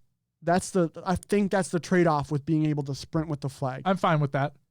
We also were able to confirm, or I believe confirm, that you cannot stow the flag and have a primary weapon. No. As soon as you try to take out a weapon, it drops it. Yep. So that is confirmed. So that was a big contention. Because we didn't. We didn't see it. We assumed it based off of the multiplayer trailer. But didn't they say something about putting the flag on the back of the Warthog? I never got to try that. So I think it's with not the Warthog, but with the fucking, what is it called? The Razorback. Oh, I believe you gotcha. can put it on the back of the Razorback. That's the one without a weapon on it. Correct. And you can like store things. Yeah. In the Razorback. So I wonder if the Razorback is going to be, I doubt it's going to be on the BTB map, but I wonder if it's going to be on the BTB map. Yeah. High Tech Redneck Beth, she states, lucky you, LOL, I think, in terms of me not playing a match on the 4v4 map with vehicles. So, Halo Creation says, I don't think it'll be. I don't think so either, but yeah, because, BTB, you're playing against other Spartans. Why would you have a vehicle that doesn't have a weapon on it? But who knows? Mongoose. True. Which are on the Behemoth as well. Yes, they are. Yes. But yeah, Behemoth. Well, I guess that's the topic we're on. It does feel too big, maybe campy at times. I don't know. Real quick, Zarn says Behemoth did have the mini hog, though. It was a glitch, but yes, it did. And then also Brooks said, I think Behemoth is awesome. I'm really happy with it as is. It gives me like the old school Halo map vibes for sure. Sure. I can see that. But it does look really good. Yeah, the charge rifle's on it. It is. The Ravager's on it. It had the sniper and or the skewer. Yep. Or I guess not and or. Sniper or skewer. Correct. Pulse rifle, BR or VK. Different grenades. Had camo. Overshield, camo or overshield. Oh, it had overshield as well. Yeah. Okay. So that, but yeah, Behemoth. It's okay. I'm not a huge fan of 4v4 with vehicles, but it's fine. I saw Duststorm talking about it, I think, and how he was not a fan because he felt like it was too steamrolly. Like if a team got in a vehicle, then yeah. I mean, we did have issues with that, but I repulsed. So the edges of the map, you're raised. You're on a raised platform. Okay. So there are no edges to the map. You're just in the air. So if you run off, you push someone off, they're gone. So you can repulse a vehicle off the map with someone in it. Yes. I've also had it. I hijacked a ghost. You know what that guy did? He turned towards the edge of the map, and I could not get out of the ghost before my animation canceled to hijack it. That's shitty. So they jump off on the map, and you are like, I'm taking this thing over, and you drive off the edge. Fuck that. So, Beth says, I like the look of it. Just wish it didn't have vehicles. Yeah. I'm not a fan, and we talked about this, I think, but I'm not a fan of how the power weapons spawn above where the vehicle spawns. Yeah. Because it's right fucking there. And I also, like I said, I didn't play a 4v4 match on that map, but I did dick around in the academy on that map. And I did some testing. Okay. Oh, yes. Yes. I did some weapon against vehicle testing. Yes, I remember. So here's what I got. And this might not be 100% accurate. For context, here's what I did. I had said weapon. Okay? I would make it so like you can switch weapons in the menu. Yeah. And when you switch back to the weapon that you want, you have full ammo. You could have turned on infinite ammo too. I could have and I should have, but I didn't. No. So, whatever. You're right though. So, I stood basically right in front of the vehicle that I was shooting at to try to make it so every bullet would hit, regardless of weapon that I was using. Yeah. Okay. So the most damage possible, I guess. Now, I don't know if there are additional damage modifiers depending upon where you hit the vehicle. I do not know. But here's what I tested. So for the Warthog, it took 2 skewer shots to destroy. One to catch it on fire, right? Nope. Oh. Well, yes, but not to put it in like a one critical. To make it smoking, but not to put it in critical state. Gotcha. 2 to destroy it outright. 3 rockets to put it in the critical state. So not even to destroy it, but you only have like 10 seconds or even less than that, I think, during that critical state where it's flashing red and it's going to explode. But it was 3 rockets to do that. And that's what blew my mind the most. Like when I saw that happen, and I was like right near it. Not enough to get me hurt, but like I was there. Mm-hmm. Around 35 to 40% Ravager ammo, not charged. So just the boom, boom, boom, boom, boom, boom, whatever it is, right? Not to actually charge it up and shoot. So 35 to 40% to put it in a critical state. all AR rounds from spawn. So like if you spawn with an AR with a full ammo that you spawn with, all of that ammo to do around 75% damage is what I'd equate that to. So no critical state, no nothing. 3 plasma grenades to destroy it. And those were stuck to it. Okay. So not like radius damage, but literally stuck to it. And then 5 sniper shots to destroy it because I want to just test the sniper. So that's not all the weapons, but those are the ones that I used. That was against the Warthog. That was against the Warthog. So the Ghost, you would expect things to be a little less. Mm-hmm. Some of them are. 1 skewer shot to fully destroy it. 2 rockets to put it in a critical state. So not even to destroy it, but 2 rockets to put it in critical. Around 30 to 35% Ravager ammo to put it into a critical state. Again, that's just normal firing, not charging. Again, all AR rounds from spawn to do around 75% damage, so the same amount. 2 to 3 plasma nades to destroy. I had an inconsistency, and again, it was the same test. One of them got destroyed in 2, one of them got destroyed in 3 plasma grenades. That does make me think there might be some sort of damage modifier. That's what I'm thinking too. So just, again, this is all rough testing. Yep. And then finally, 5 sniper shots to destroy. So the same amount of sniper shots. I did purposely, we were grabbing sniper and the Warthog spawned, and I was like, you know what? I'm just going to pop some tires. Yeah. And then, it was really cool. I popped the front 2. I hopped in it. I drove around a little bit just to try it out. Yeah. It's still drivable, but you are not as in control. A little wobbly. You're shaky, wobble. Wobble, wobble. No, that is really cool. And then I also saw something where it's realistic damage that is made to the vehicle depending on where you shoot. Yep, you see like the paint peel off in certain areas and whatnot. Fucking rad. Yeah, that is really cool. So yeah, there's just my rough testing about vehicles because that's one of my biggest concerns is that I'm not going to play competitive all the time. I'm not going to want to sweat in that playlist all the time. And if I get matched on Behemoth, I don't like vehicles on 4v4 maps. So I just wanted to test roughly to see how much damage do I have to do to this thing to destroy it if somebody gets in there.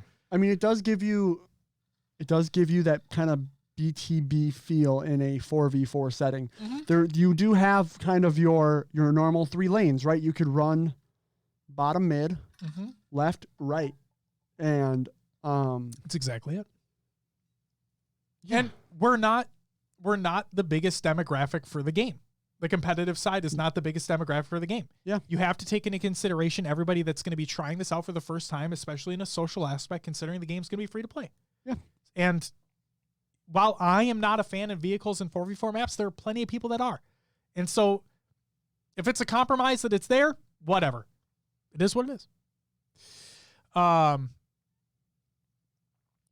Creation states, you have to take into account that you notably have repulsor and dynamo nades to counter vehicles, grapple hook to hijack, and so on. I personally felt the Hog wasn't that insane on Behemoth because Team Shot can easily take it down in one way or another. That's what I experienced too. Team Shot did take down the Hog quickly when I was playing. Yes.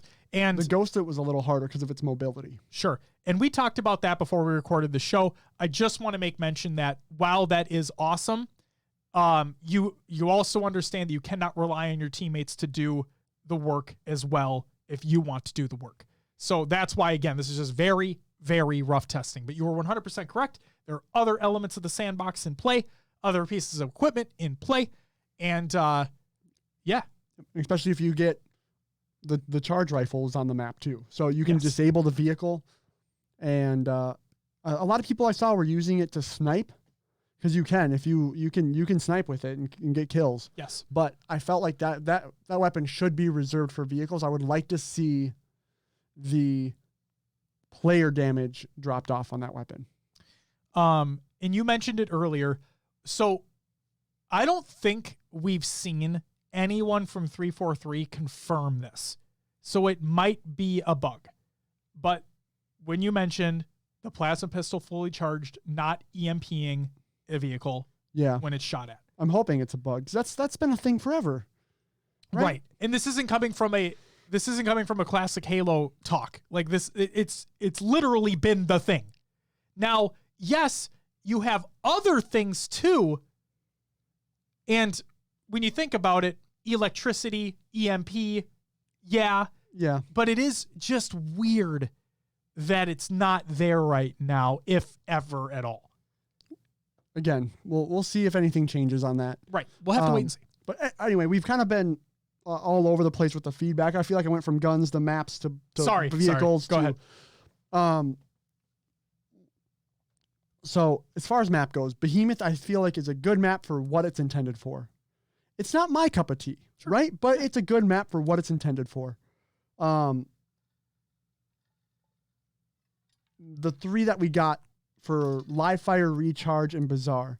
Bazaar is good for objective. Slayer plays a little weird to me. Oh, I hate Slayer on that map. Live Fire is, like I said, probably my favorite just from... Just I think it is just the way it is. I don't know. I like it. The only thing I found wrong with it is spawns. I've had some iffy spawns where I've spawned a house, which is kind of that back base.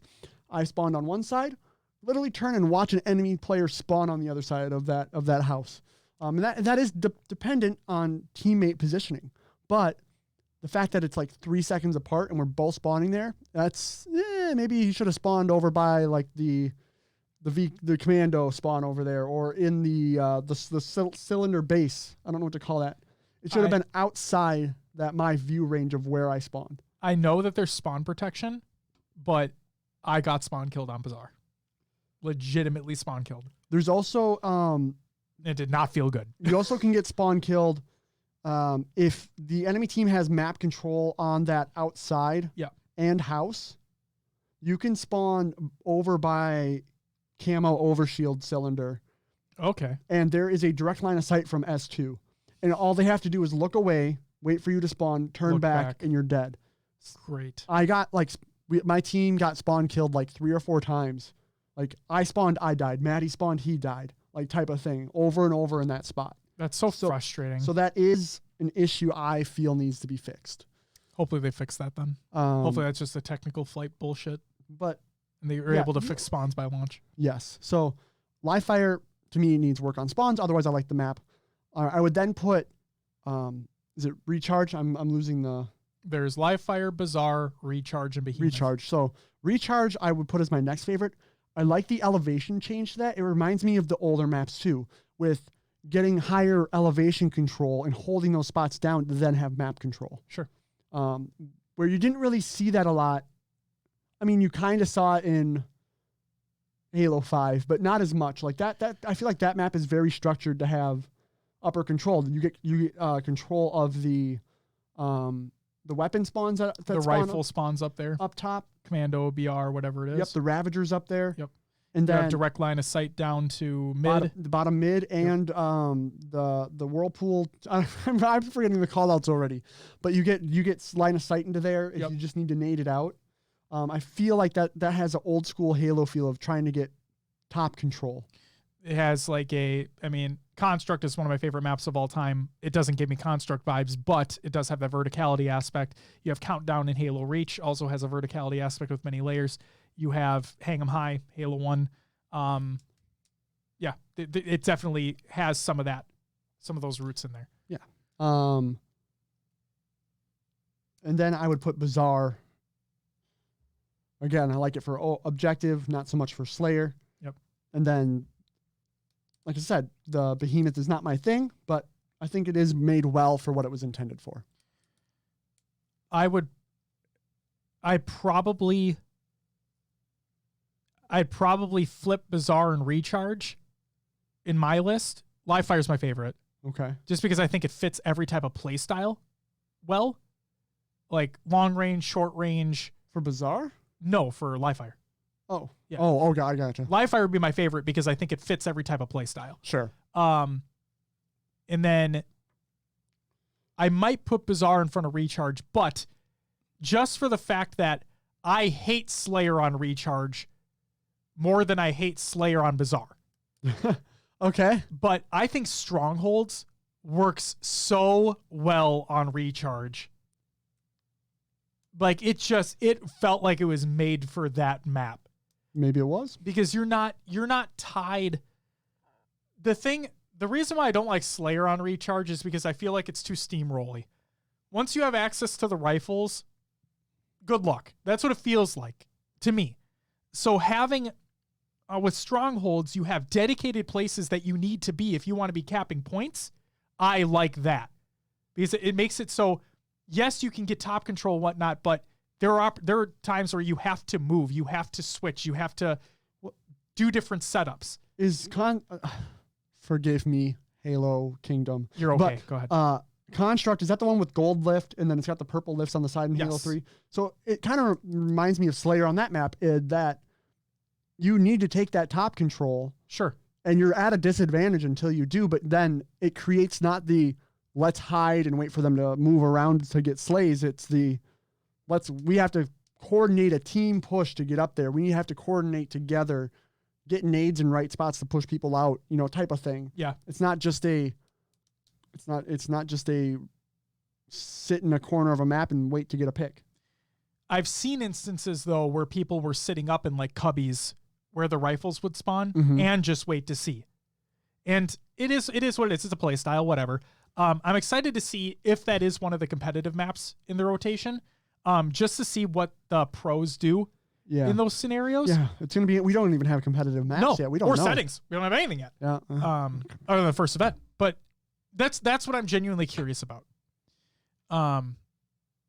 Brooke says, I agree, strongholds being awesome on recharge. Yes. Okay. And then, but yeah, I don't know. Behemoth, I need to actually play a game on it. Yeah. But because of the vehicles, it's last. I would say I did have fun. I had more fun when I played with other people on that map because Justin hops in the, or not, I didn't play with Justin, but Dave hops in the Warthog, and I'm on the gunner, and then I grab the flag, hop back in, we drive it back. It's fun. Fuck yeah. There was a team-based modes. Yeah, team-based. It can require that cooperation, or it can get steamrolly too if one team gets all the vehicles. Like, it's just sometimes you can get stuck that way. Absolutely. But you need that control. Absolutely. So, performance. Memory leak, not fun. I had to restart every 3 matches. But the restart fixes it until it happens again. Right. It's just not fun when you're going along and then that you don't expect it, and then that one match you're like, I'm jumping everywhere or whatever it is. Now, did you only play on PC or did you dibble dabble with the series? I only played on PC. Okay. I was thinking of switching over to the Series X. Okay. To try out the next weekend. This weekend. The next X. That team. God damn it. It wasn't a typo after all. Halo Creation says, ooh, what are your gaming rigs? So, gosh, I'm going to mess this up. I don't remember what CPU I have, but I know it's basically a 7, it's equivalent to an i7 AMD chip. Don't you have a... It's like a 7800X, something like that. No, you have a Ryzen 7. Right, yeah. I think it's a 3000 series, isn't it? 3800 maybe then. I know it's something like 3800X, something like that chip. I got a 3070 GPU, 32 gigs of RAM, a ton of memory. It's on an NVMe. Okay. Yeah. And then I played on the studio PC. It's an i9 9900K. Beefy. 2080 Ti. Beefy. I mean, you have 3070 in yours. And then 32 gigs of RAM. And it was also installed on an NVMe drive. So, and I also dibble dabbled on the Series X for a little bit. Yeah. But performance. Yeah, it was just inconsistent for me. Yeah. I did notice going from low to high graphics or high to low, maybe it was only 10 to 15 frames, which isn't normal for a PC game. Normally going from high to low gives you a significant boost. 20 to 30 frames. And we Probably know more. It's not optimized yet. No. It needs some work. It did run my PC hot as hell, as most people said it did. Yeah. So, but yeah, I do want to try my Series X and see if I can get that 1440p and what frame rate it gives me. 120. It does solid, 120. And maybe I'll get freaking consistent aim assist on a controller then. All I know, so there's a performance and a resolution mode. Resolution is 4K 60 locked, if I'm not mistaken. Okay. And then performance is 120 FPS. I don't know what resolution's exactly at. All I can say is that it ran locked at 120 FPS, and it looked phenomenal. Phenomenal. So the next thing I'm curious about is with friends playing on Steam. Yes. And I'm on Xbox. Will I see them on my friends list? I think they said yes. There's a way or they're doing something with MCC. I forgot. I fucking Halo. But like I can't remember if it was something that was said that MCC is getting an update in season 8 that allows for your friends to be distinguished between the two platforms. Yeah. So I think that actually is what it is. I know that I had to link my Steam account to my Microsoft account within the game bar. Okay. And then I was like, because I was playing through Steam and I wasn't able to see my Xbox friends until I did that. Sure. But I guess my question is, what happens on the other side of that? Since I linked through the game bar, does that mean my Steam friends will now show up on my Xbox for Halo? You know what I mean? You know what I'm saying? I know what you're saying. I'm just curious. I'm gonna have to check it out when the fight goes live. But you see your friends in the Fire Team menu or whatever the name is, even if they're playing on PC. Okay. So for me, like when I was playing on PC and Justin's playing on Xbox, I went into, like Halo Creation was saying, I went through the Fire Team, or I went in the friends list of the Halo Infinite flight, found him in the offline list because he appears offline, and then not putting him on blast, I do too. And I sent him an invite that way, and he said he was able to get it. Okay. So, all right. There's that. And then the last thing, Battle Pass and challenges, customization, all that. How do you feel? I'm curious how you feel about that.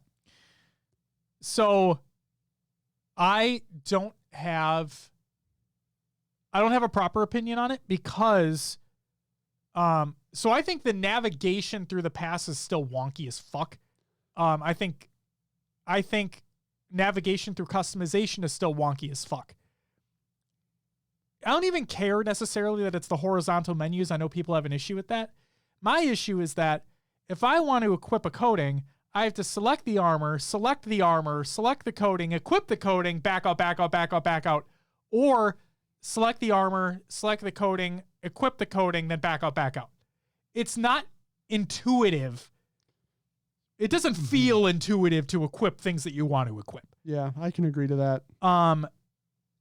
And it's like equipping weapon skins and vehicle skins. You have to go change to weapon skins or vehicle skins and scroll through each individual thing before you can equip the thing. That seemed counterintuitive, although the models look very nice. So you're saying, would you rather have maybe you still go to vehicles, but then you have a list of all the vehicles right there versus scrolling, like you scroll up and down? It's the same Just either have it way. at MCC. Just have it as MCC. It just works. To me, it's, yes, you don't get the nice models as much, but at least it's easier to get through. Sure. I'd rather have it be easier from a usability standpoint than a visibility standpoint. The challenge system, though, let's talk about it briefly. Because guess what? I really don't have an opinion on it right now because guess what? I bought just tiers in the Battle Pass and just said, fuck it. Yeah. Because I bought a weapon set skin, weapon set pack, a weapon skin pack, Jesus Christ, like the white one or whatever it was. And then your Battle Pass progression carried over from the last flight. It did. So I was already level 20. Oh, nice. And with the amount of credits that I had, you could just buy it out. I just bought it out. I'm like, fuck, I don't fucking care. I don't have an opinion. What do you got? Yeah. I did the same thing. So, but okay. Going for, I wanted to complete the challenges for the capstone, right? Complete all the weeklies, get that last challenge, get that whatever coding they were going to give you. Right. Yes, it did change how I was playing the game. It did. I was, like I said, I was going for those melees, right? Yeah. Just firing half my mag out and then punching and boxing people. BXBing the fuck out of them. Yeah.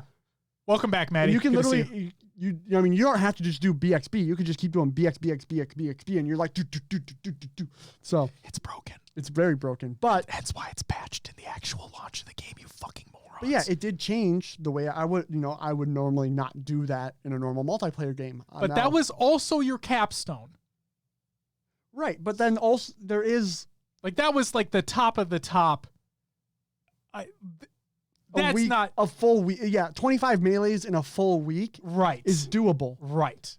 But when it's, hey, I have one more segment of this flight to go, and I need 25 melees in 4 hours, you bet I'm going to be punching the lights out, right? Like, that's all I'm doing. Right. So... Now that...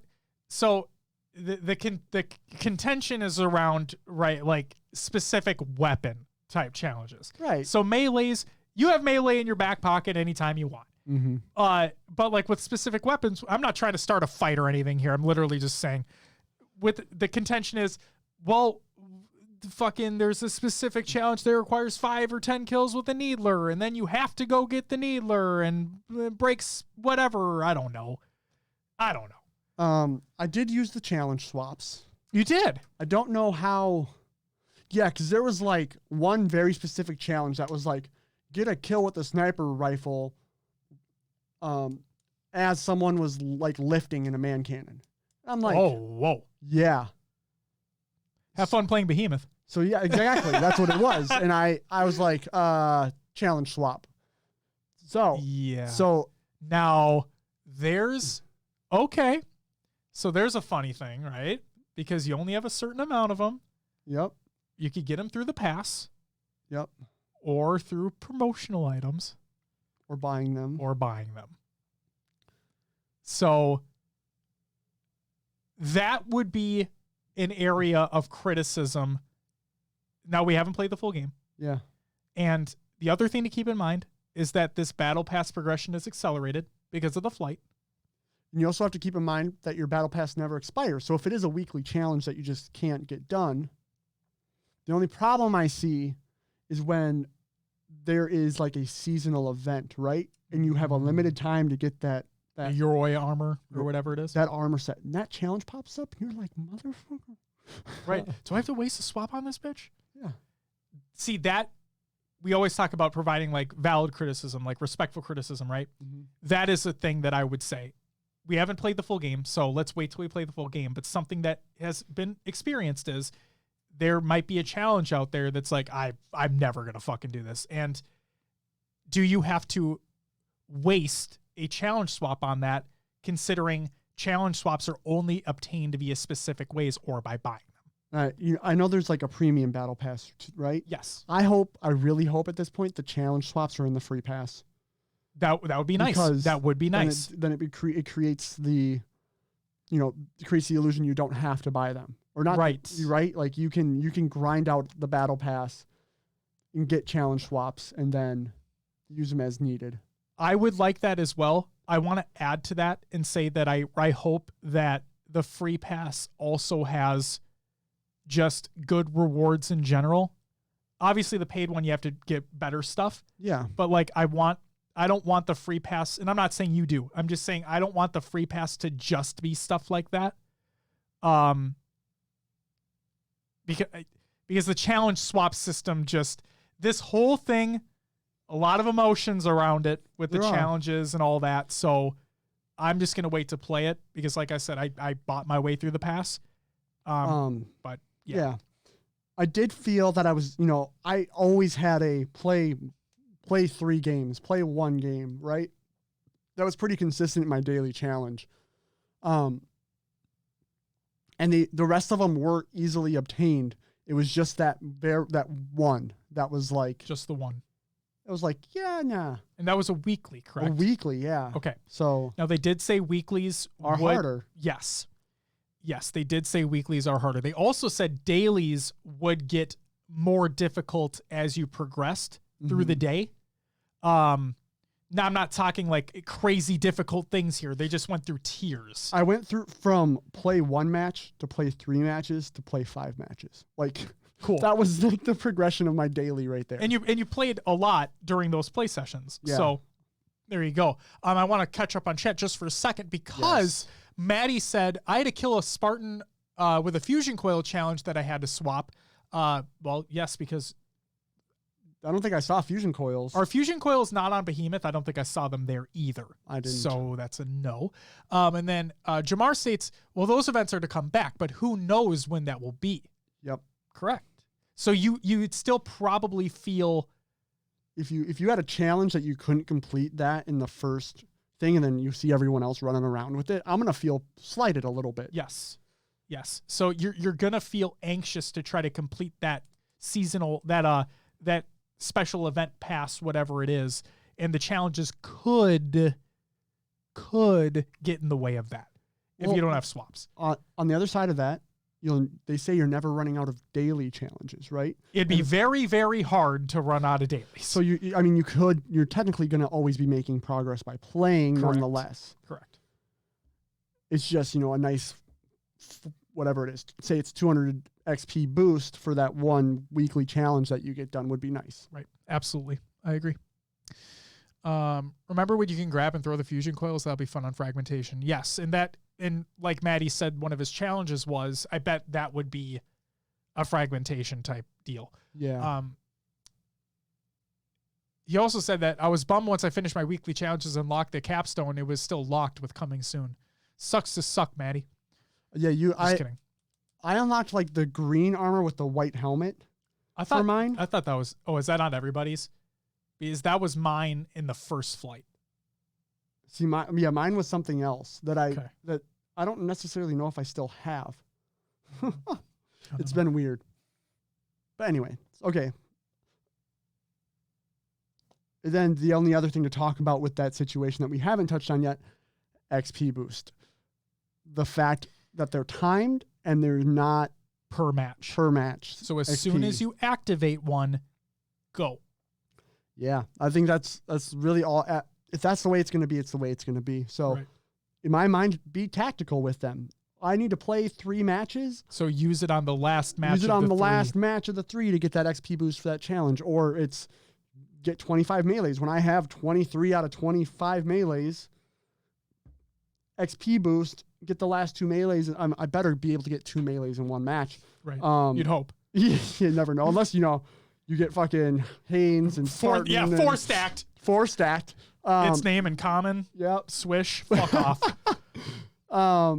Yeah, you should be able to complete that and get the XP. So I think it's just, I know people are worried about it. I think just wait till the full game releases. Yeah, wait till the full game. Be smart with them. Be tactical. Don't just activate, because then you're wasting them.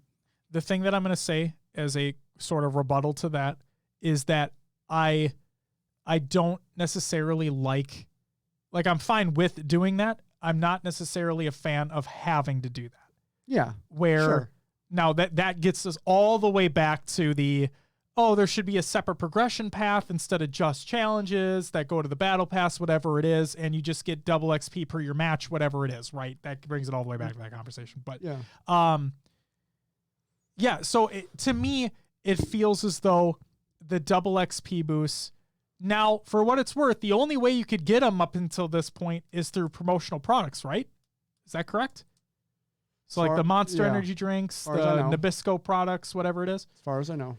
And so if you went out of your way to buy them, then they kind of feel as though they're a little diminished because there isn't a separate progression path. But I mean, you're going out and buying a physical product that hopefully you're eating or drinking anyway. So maybe it's, I don't know. It just feels weird to me. Yo, Nick with the fucking raid. Thank you so much, man. Holy shit. Hope you're having a great day. Thank you. Thank you for the raid. What is up, dude? Thank you so much. Welcome to the live show. Hope you had a great stream, my man. But yeah, so part of me feels like slighted's not the word I should use, just that it feels the double XP isn't as powerful, I guess you could say. Now, if you use it in the sense that you were talking about where you take advantage of the challenges that you have, yes, it can be very fruitful probably. Mm-hmm. But just the fact that that's another added layer that you have to pay attention to. And you don't have to. You can obviously use them whenever the fuck you want, but optimally you want to do what Will was talking about. So yeah, that just feels a little weird. But again, haven't played the full game. Don't know.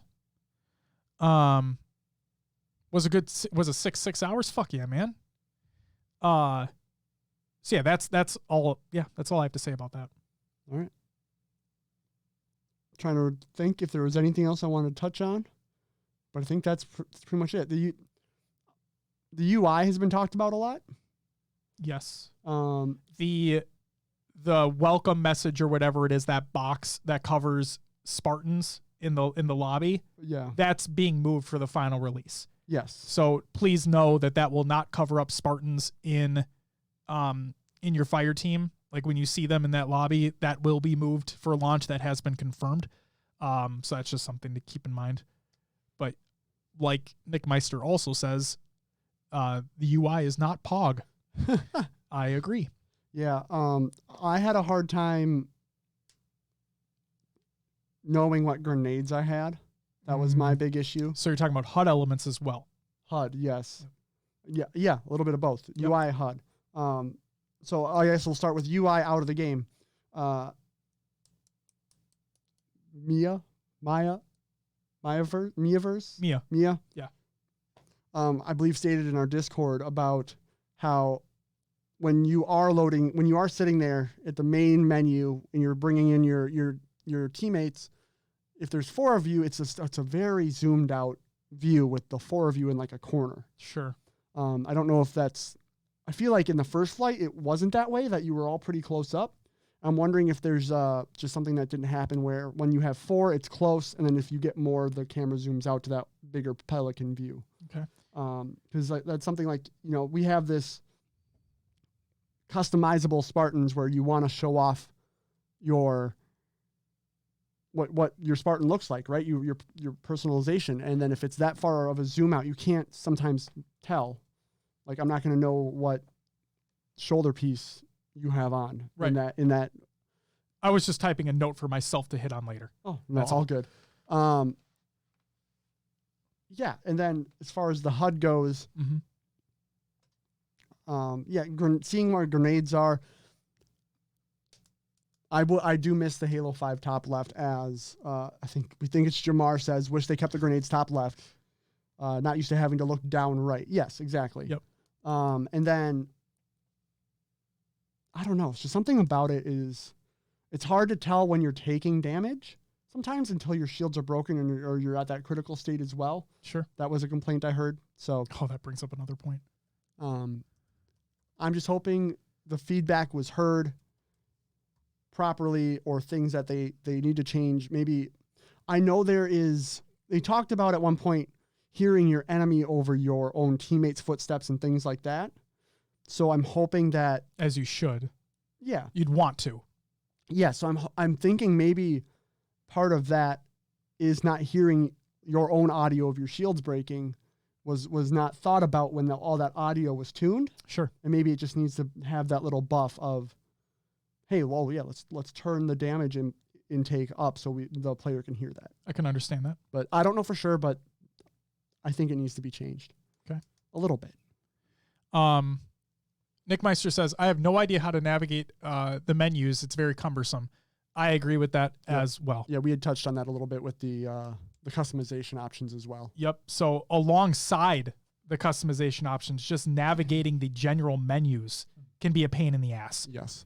So again, there's a phrase, and this isn't to dunk on anybody at 343. It's just literally a phrase that is used all the time, is keep it simple, stupid. Right? And there's, especially from a usability standpoint, an accessibility standpoint, a UI UX standpoint, keep things simple. Make it so I can get this is any piece of software. Make it so you can get to where you want to go in the smallest amount of clicks or taps. Because if I'm spending more time trying to navigate around things, I'm not going to want to use your application. I'm not going to want to play. I mean, not to go into the drastic realm. I'm not going to play your game because I can't do this, right? But there are instances where things are harder to get through. A brief example, to-do apps, right? iOS, Android, whatever it is. I use Todoist, but there are people who use Microsoft To Do. There's people who use, Apple's reminders. There's tons and tons and tons of different apps out there. I've settled on Todoist, but like one of my favorites was Things on iOS, but it's only on iOS devices. But the point I'm getting at is all these apps have different ways to do the same exact thing, right? And you want to use the one that makes it the easiest to do said thing so you can get in the app, do the thing, get out of the app, and go. And with Halo Infinite's UI, it's really difficult to just get in, get to where you need to go, change something, and go. And so I really hope that, I mean, I should also submit feedback because I haven't, and I should do that, but I hope that other feedback has been submitted on that because it doesn't feel intuitive at all. And Nick Meister even says they use Microsoft To Do in Notion. See, there you go. Everybody uses something different. Sorry, Will, go ahead. No, I think I already talked. What else you got? And you wrote down a couple more things. Yes, so the switching grenades. So you said viewing grenades. It's kind of difficult to understand which grenade you have. Yeah. For me, switching grenades was a pain in the ass, but only on the Series X. So I think this is probably just a setting, but again, the settings are so cumbersome to get through, I couldn't find it. When I asked Justin, because I was playing on controller, I'm like, hey, do you know what the grenade swap button is? And he's like, oh, it's this. And I'm like, okay, cool. Did it work fine, right? Yeah, left D-pad, I believe, right? Yes. On the Series X, it's the same button, obviously. Depending on the control scheme that you're using. Yeah. But when I would switch, it would bring up a sub-menu in the UI to then hit left or right to choose which grenade you want. Oh. That's not intuitive at all. Like that, you're literally, again, this might be a setting, so my rant right now might be literally for nothing. But the fact that I'm playing the game and I tap a button, what I would think to just immediately switch the grenade to what else I have. Mm-hmm. But no, it brings up a sub-menu above the grenade icon to be like, hey, do you want to select left or do you want to select right for the grenade that you want? Well, I'll tell you one thing. I don't want the grenade I already had equipped. Just fucking switch it. Oh, it's fucking weird. Yeah, so when I was on controller on PC, when I would hit the left, it would just switch the grenade. Yes, and that's what happened on PC. Yes. So I think it is. Now, Maddie said that happened to me once on PC. I don't think I changed anything, and it never happened again. Huh. Maybe it's a quick tap versus if you hold it just long enough, the menu comes up. Oh, my God, I wonder. But I thought I was doing quick taps, but I don't know. We'll test it. We'll test it either tonight or tomorrow. Nick said, I don't even bother switching grenades. Yeah, I didn't. At a certain point, I didn't even care. I just threw what I had. Well, if you think about it, that's really what everybody else was doing. It was just fucking spamming nades too. Beth says, I never had that happen on Xbox. That's really weird. And then Jamar, if I'm saying your name wrong, let me know, please. Said, so for me switching, I did not get your results on Xbox. Man, like I said, though, that was so fucking weird. And I'm like, this is the most counterintuitive thing for what I want to do. Sure. Yeah. Oh, my God. And Brooks says, can we please talk about how strong frags are? They felt pretty. I mean, I don't. That's funny because when I use them, I didn't feel like they were very strong. But when they were used against me, they're pretty strong. Yeah, that's. But maybe I'm just bad, so maybe I feel like you have to be more accurate with the grenade, but it does more damage. But that's funny because I've seen other people say that the blast radius seems bigger. Like, I don't know. It just feels like I die by them a lot, and I don't do a lot of killing with them. In Infinite, I could just boost away. You mean in five? In five, I could boost away. In Infinite, I can't. It's not there. Unless you pick up the boost, which we haven't seen yet. Jamar is correct. Ronhell. Best way I can help you get to pronounce it. So Jamar Ronhell. Okay. Is that correct? Are we good? Thumbs up in the chat. Are we good? Grenades, I feel they travel a lot farther than in Halo 5. Okay. There we go. We did it, guys. We did. We did it. Yay. Jamar Ronhell. Ronhell. Can't wait to show off Halo Infinite OBS stat tracking tomorrow. Yes. We even talked about that last week, Nick, if I'm not mistaken. Oh, wait, actually, hold up. I think it might be in Community Creations. We'll get there. It is in community creations. I did my job. Let's go. Oh, darn. You guys know? Yeah, you tweeted it. Yeah. I literally have it in here. We're going to get to it shortly. Maddie says they definitely felt like they bounced more than before. I agree with that. It definitely feels like grenades bounce more. Especially the shock one. That one's fucking like... Oh, that thing's crazy. That's bippity bopping, zippity zopping across the map. The other thing I want to talk about briefly is from a visibility standpoint. So people complained that, you don't know when a shield's been broken, or you don't know when... Not like you as the player, but like an enemy that you're shooting at, right? Okay. Not knowing when their shields are low or broken or their health is low, whatever it is. So they changed that. They updated it. It does look better. I agree. But the overshield, oh, you just glow? fucking glow white. It's fucking weird. It's awesome. I love it. Well, you can't say you don't know they have overshield because good fucking Lord, they glow like a goddamn sun. It's insane. When I saw a guy for the first time, I swear to God, I looked at I told Justin, like, dude, wow. It's fucking crazy how bright they are now. Well, you know, they have overshield. I mean, they used to glow a bright green. Right, but now they glow a fucking bright white. There's supernova on the fucking map or zipping around. Someone's going to edit. I can see it now. It's bizarre. Oh, my God. And you're looking up, and it's just like, two teammates, and then one of them is just the sun on the map. It's literally that. It's what it feels like. It's so fucking funny. Nick's right. It's motherfucking Ultra Instinct. It's crazy, dude. It's fucking crazy. Beth says, I agree, though. It was ridiculously complicated to mess with settings. Like, they could at least put the most used settings at the top of the list so you can mess with those quickly. I'm thinking like toggle crouch, sensitivity, etc. As it is, it's just stupid hard to try to do something like that on the fly between death and respawn like you used to. Yes, 100%. Like I said, you should be able to do something in the least amount of clicks or taps possible. Keep it simple, stupid.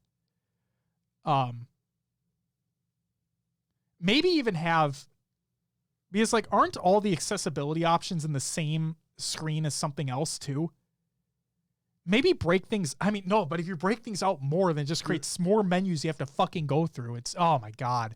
Yo, Nick with the fucking subscription. He's got you tongue tied. He does. Thank you so much, man. Holy shit. The raid and the sub, you get a woo! Thank you, man. God damn. Things are popping today. Love it. Oh, man. We love you, man. Thank you so much. Okay. So, let's see here. I played a little bit so I didn't play as much as I wanted to with the flight, but I played as much as I could. Played a good amount on PC, played a little bit on the Series X as well. Series X plays so much better than PC in its current state. I want to play on PC, one, because my capture card only goes to 60 FPS, and that's a bummer. Sure. But just the smoothness of 1440 120 on an Xbox, it's hard to not play, not be on. Now, like I said, I don't know the resolution of the 120 FPS mode on Series X. Oh, gotcha. But it did look comparable, if not better, than what PC was on high settings, or the highest settings. Yeah. It looked really fucking good. And it was smooth. I didn't have any hitching. And they, we mentioned earlier in the show, they did release a flight update, a small one, to help with performance issues like hitching and whatnot. So things should be better for this weekend. But for me, I'm definitely going to download the Xbox version tonight when I get home and just give it a shot. Give both a shot. Yeah. Yes. See where we're at with both. Yes. Why not? And it, like I said, it played it was stupid how much better it played on the Series X. Now, granted, what did we talk about so long ago, Will? They want to sell the box, right? Yeah. Well, they technically sell the box at a loss. They sell the box to sell the service now. Right. But they want to sell the box. And one of the ways you sell the box is make things optimized for the box. And it definitely feels optimized for the fucking box. It's actually insane. Nick says Series X is better than a 2070 Super on a Ryzen 3900X. Like I said, the studio PC, I'm guaranteed the PC you have, the Series X played better than that. Yeah. It's stupid. Which again, this is a technical preview. This is not launch. And one of the pillars that they set for this technical flight was to get information on different PC configurations. Yeah. It's the whole point. So there is that. Nick says, I really hope this PC update makes a difference. Absolutely. And Jamar states, they should have collapsible submenus like folders for all the things you don't want to scroll through. That would be a step in the right direction, and they need to be persistent. So if something can be cached in a way that it remembers, obviously when you're playing the game, but like it'd be great. I don't know if it's possible, but it'd be great if something could be cached to where when you shut the game down, bring the game back up, that it kept how you had things configured so you don't have to continually collapse menus every single time you boot the game up. But I like that idea. I do like that idea. But yeah, that overshield look was so fucking weird to me that it's like a supernova. Let's see. The controller, I did not play a single second with mouse and keyboard, so I cannot attest to any of that. That's my boy Will. I only played with controller, and I will state that while it did feel a lot better on the Series X, things definitely felt wonky, especially on PC. It just felt weird. I'm not heavy aim or anything like that, but it felt like some games aim was on point. Other games aim was not at all. So I don't know if it's a server thing, or a client issue. I do not know. But again, Series X felt better. Not perfect, but it did feel better. Nick says, it feels easier to aim on mouse and keyboard, and I don't play mouse and keyboard. What would you say to that, Will? I had better luck aiming with a controller. I did. The only thing I would say I missed going from PC, mouse and keyboard to controller was that the aim acceleration, because like I could jump off like on Bazaar and like easily do a 180 with my mouse where I couldn't as fast with the controller, right? Yes. That's the thing I missed, was being able to like, I was aiming here and then I need to zip to an enemy over here. Like I had more control that way. Right. But hitting my shots, I was hitting more shots with the controller than the mouse and keyboard. A lot of people were complaining about how it was so hard to dial in your settings correctly for controller with the dead zones, the sensitivities, the aim acceleration, whatever it may be. Mm-hmm. A lot of people I saw were complaining about, not just complaining, but like trying to provide feedback on it really felt difficult to hone in settings correctly to make things feel fluid on a controller. Beth says, also, stop making me go all the way out of matchmaking to the main menu in order to change armor skins and stuff when I could easily do that between games, hoping this is just a flight thing and it'll be there we're used to in the actual game. Yeah, because like in H5, you were able to, select and it brought up that whole menu. You can go to like customization. Or, you had customization from the start menu. Yeah. It's fucking insane. And I'm not talking, for what it's worth, I think Halo 5's system of having to scroll through every piece of armor, every weapon skin, everything and whatnot, you can sort by rarity, but no, that's a fucking chore too. That is not a good system implemented. But the way to navigate to that area is way better in 5 than it is for Infinite. Yeah.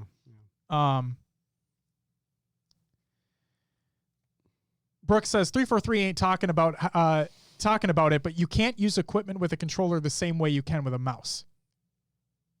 As in, also, what's up, Campos? Welcome back. Do you both use Elite controllers? I love using mine for Halo. I do use an Elite controller. Same.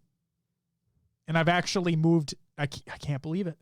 I've actually am using 2 paddles. It started, yay. It has started. I use the smaller ones. I use one for A because that's sprint for me because I play bumper jumper. And then I use the other for X, which is equipment, which allows me to better use the like grapple shot instead of taking my... Yo, Dust. Yo. With the motherfucking 17-month resub. Thank you so much, Dust. Welcome back. And you get a woo! Thank you so much. Guys, go listen, watch Podtacular if you haven't already. Phenomenal show. Campo says, I use all 4 paddles. Learning curve was rough, but now I cannot play an FPS without them all. Dust says, nice, we're getting ready for our show. Hell yeah, man. I use all 4 as well. I got A, B, X, and then left select for grenade select. Oh. So there you go. Yeah, I use it allows me with X on the left side, it allows me to not have to take my hand off the right stick for camera. Yep. So I can just use grapple shot and like move more freely with that. So I switched my equipment use to my right stick click in. Ooh. So I didn't have to take ooh. So I didn't have to take my thumb off either. I like that. And then my melee I moved to right bumper. Okay. I think my melee is right bumper with bumper jumper. I think left is jump and right is melee. Yep. And then since we didn't have boost, I put my slide or crouch to B. Okay. So that's on the back paddle too. So you can just zip zap around. That's the idea. Nice. Brooks says, as in being able to aim around quickly and precisely with things like grapple, and repulsors, repulsing off the ground or walls quickly, or using the grapple shot quickly and accurately. Yeah, and that's just with the mouse. It's just so much more consistent and quick than using a controller. Probably even on 10 cents, if we're being real here. So, yeah, I don't know. I'll play on a controller no matter what, but I'm excited to see what the optimizations are. And like we said, we'll have to wait and see for the flight this weekend to see how the optimizations have taken place with that little update. Yeah. Joanna says, one thing for me is I'd have to play Halo 3 for like a week straight because I'm too used to boosting out of the way. Yeah. So I can't really dial in my settings yet for a regular controller. I can understand that completely. Yeah, I do the same thing where there was times in Infinite I felt like, oh, I'm going to get out. And I was like, oh yeah, no boost. No boost. No boost. No boost. Thrust is equipment, though. And who knows? Maybe we'll see it in...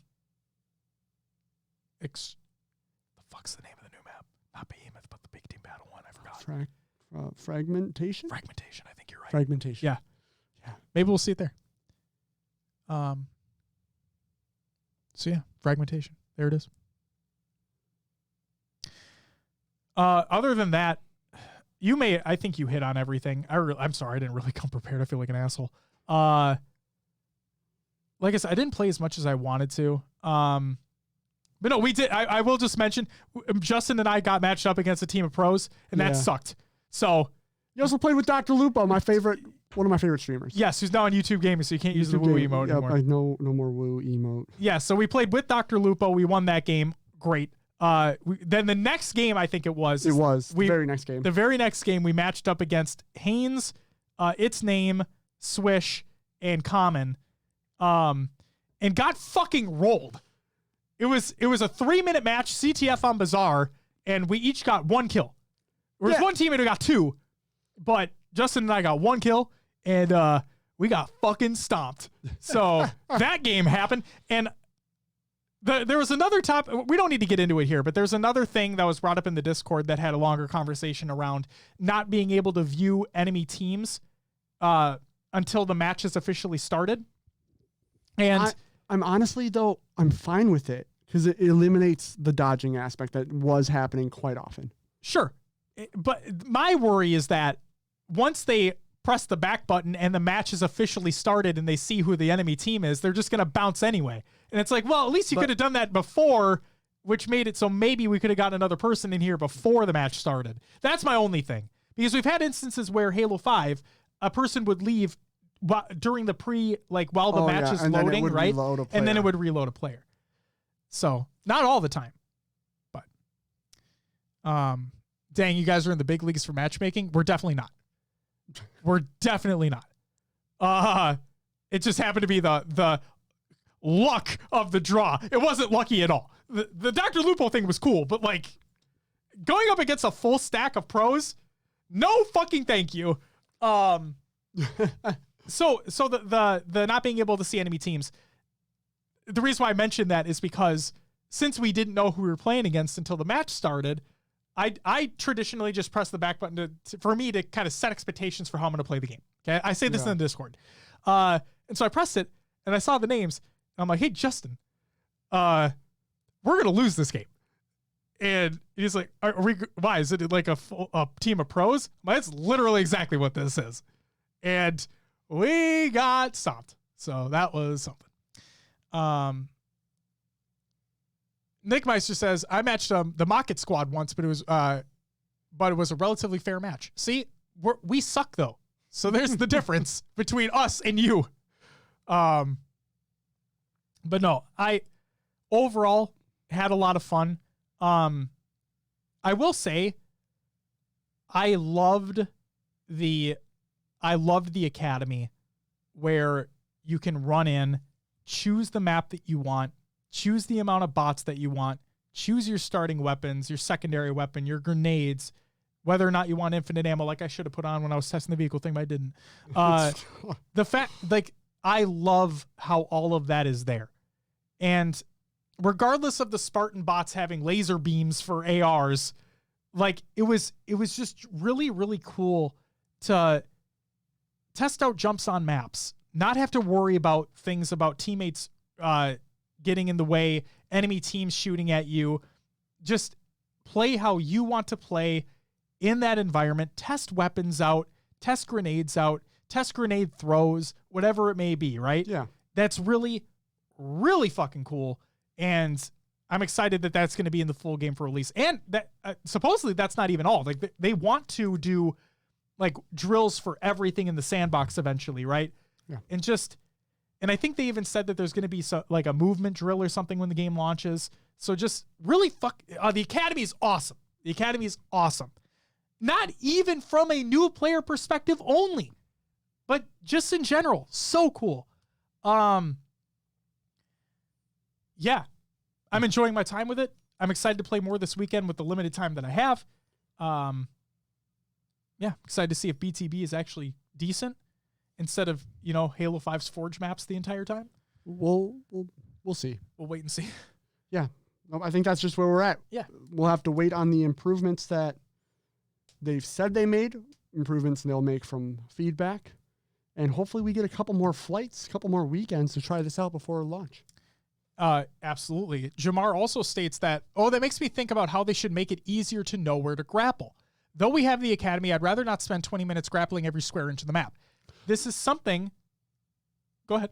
There is an indicator to let you know. It's a gold. The little gold X in the middle of your reticle. But I did talk about this when we talked about our impressions from the last flight. Yes. I also wish there was a better indicator, not just for what they have now, but I want maybe a little bigger, whatever it may be. But I also wish that there was something better to indicate when you could grapple. Because you're right. I don't want to have to. Now, with practice on the maps, things will become second nature, right? We all know this.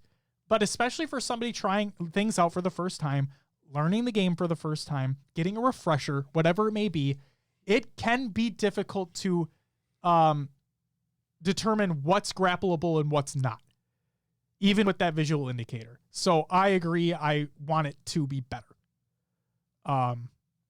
Beth says, agree as well. It's so much fun grappling around and sniping bots in training mode. Ready for them to open it up and get back at it tonight. 100%. 100%. Brooks also said it'd be sick if they had a Titanfall 2-esque obstacle course in it, or like the pit in Modern Warfare 2 or even Modern Warfare. That'd be cool. Run through, try to get best times. Maybe there could be like cosmetics tied to that. Did anyone else get over 25,000 in the sniper level 3 training mode? I don't even think I did that weapon drill, to be honest. Although I do find it funny that the weapon drills because they updated this to make it so weapon drills more cater to the weapon that you're using. Yeah. And the Bulldog one is just funny. It's just funny. Fat Boy Slim states, I love how you can grapple the power-ups. You can grapple like fucking everything.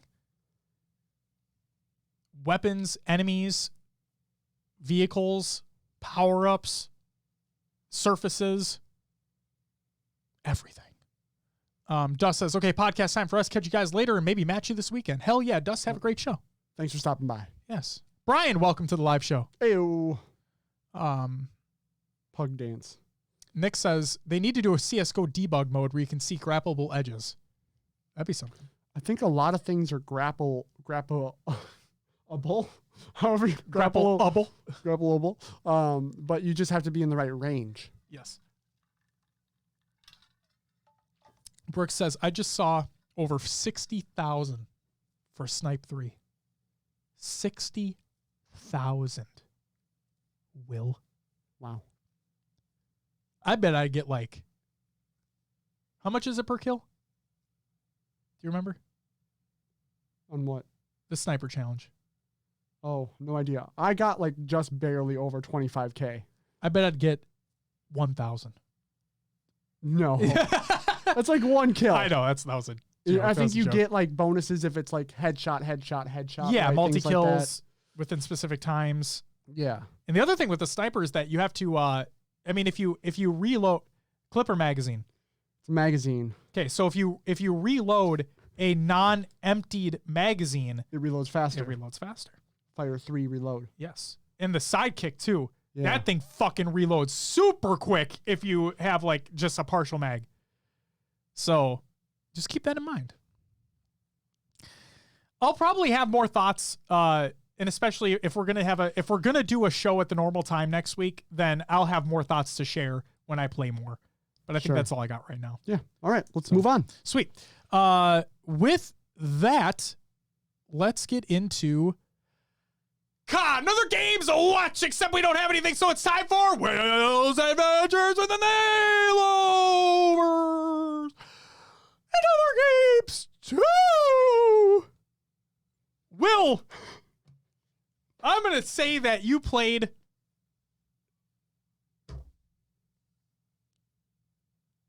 what'd you play? Well, obviously I played the Infinite What? Test flight. Yeah. As I don't know if I need to go through all of it again, but Okay. and then I played Destiny 2. I got my light level up to. I have drops coming in above. So I have some items that are 1320, some that are 1321. I'm getting that level with the artifact. I'm up to, 1330. So Congratulations. Played Trials. It was horrible and great all at the same time. I did get rewards for completing bounties. Getting a certain amount of match wins, you still get some rewards. Yep, so they made it so you don't have to get flawless. Yep, and then rewards. I also played with Hero Spartan a little bit, and then at a later time, I teamed up with an old streamer that I used to watch on Twitch. He left streaming to take care of real life things, but Bad Robot reached out. I put a thing on Twitter. Him and his significant other, I don't know if girlfriend, wife, I don't know where they're at, but she's a streamer as well. Oh, so they played together? They played together, nice. And then I got partnered up with them for a Trials game. I got hard carried. I sucked, but I reached out and was like, yo, I just played with Bad Robot, and I just kind of put a nice sentiment saying, he was actually my first ever sub on Twitch. That's awesome. And I remember, like, it was one of those things where, like, it was one of those, my first sub I dropped in, maybe he had 50 viewers at the time, one of the small things. And then he blew up getting, everyone kind of blew up during Fortnite era, right? Like, he was getting 200 more viewers. And, so I put a tweet out there saying, I missed his content and whatever, and hope he's doing well. So, that's and awesome. They also went flawless on the weekend at 1.2. So I congratulate him on that, but it was cool to play with, to match up against someone you recognize like that. You should have been on that flawless card. No. I was going in, okay, so at the time, I was going into Trials around like the 10 to 15 mark. Sure. Where now that I'm above 1320, I feel like I stand a better chance. I feel like it made that much of a difference. Okay. Because like my Ace of Spades should be 3 to 4 shotting, and it was 5 to 6 shots to kill. And that's drastic, especially in that game. Yep. Timing matters so much. Yes. My snipers weren't even one shots. Like, that's the difference right there. That sucks. Yep. So, and I wasn't a big fan of the map it was on. Also, they added that stupid capture the flag point to trials, which that was never the point of trials. It was slaying, reviving. It defeats the whole purpose of what trials used to be. Please take it out, Bungo. You fucked up. Moving on. That's all I got. What did you play this week, Josh? I played the Halo Infinite Technical Preview number 2, like you did, obviously. I played some Final Fantasy 14. I'm just plugging away at patch content, heading into Stormblood, which is the second expansion for the game. So a long way to go. Played some Destiny 2 as well. I'm just plugging away at story content that refreshes every week. Doing powerfuls when I can. And I just, as of yesterday, I think I still need to complete it to fully unlock it, but I got the Aegir Scepter catalyst. Gotcha. Now you need kills with it. Yes, just need kills with it. That's all. Played some Super Smash Bros. Ultimate. So my niece, fucking Davey Wavy, with the 17-month resub as well. He says, thanks for the delayed show. Now I have nothing to listen to driving from Kansas City to Wichita. L. Well, happy belated birthday, Dave. Yeah. Fuck you too. And woo! I can make him feel real bad right now on why the show was delayed. You should know. At least, yeah. No, we're good. We're good. I hope so. We're good. I hope so. Super Smash Bros. Ultimate. So it's my niece's birthday. Yeah. Okay. Let me tell you a story. It's my niece's birthday. And she really got, I feel privileged because she really got into video games because of me. And her name's Melanie, and I love her, and she's amazing. I also love Annalie, my other niece. She's amazing too. So Melanie had her birthday. She had a gaming and anime themed birthday party. The anime theme was more My Hero Academia, which I need to watch, but that's besides the point. She really, really, really, really wants to beat me at Smash. Okay? Mm-hmm. So she challenges me all the time. Always. So because I wasn't able to attend her birthday party because there was a sickness running through the family, not COVID, I spent some time with her one-on-one, and we just played Smash the entire time. And not to gloat, but I beat her every time. The reason why I bring this up is because she is a Link main, and I am also a Link main. And no, she did not ask me who I mained before she picked hers. It just is a coincidence that she happened to be a Link main as well, which I think is amazing. And she also played with a ton of different characters because I have all the passes, so she was able to test out. She's a big Minecraft fan. She played with Steve. And yeah, she's played with a bunch of different characters, and it was a really good time. And there will come a day, mark my words, where she will beat me. And when that day happens, I will feel more than happy to pass the baton over. But as of right now, these old man hands are still holding up, up, still kicking my niece's ass at Smash. Nice. But no, shout out to Mel. She's great. And yeah, played some Borderlands 3. So I got it when it was on a deep sale on the Series X, because it also has a Series X update. And so the wife and I are trying it out, and we'll see how that goes. Just played for a little short time. And then also I reinstalled Forza Horizon 4 because I just want my racing game fixed, and Dirt 5 is not it. I tried it. It wasn't it. Reinstalled it. It still ain't it. So reinstalled Forza Horizon 4. I'm playing through some of the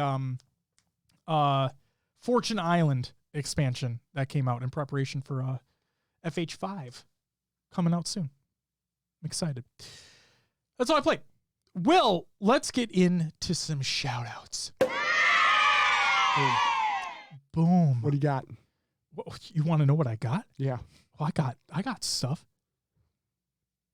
Shout out to everyone who joined the community playdate. I wasn't there, but you guys know who you were. You were there. I was there. Yeah. Shout out to you guys. Shout out to everyone who followed and subbed during the live show. That's a lot. It was. The support today has been insane. Yes. Everyone. Thank you all so fucking much. V Dark Matter, Taylor Swift, drop 1989 your version, please.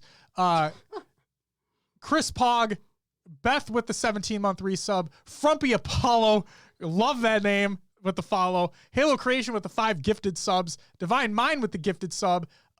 Nick Meister with the raid and the sub.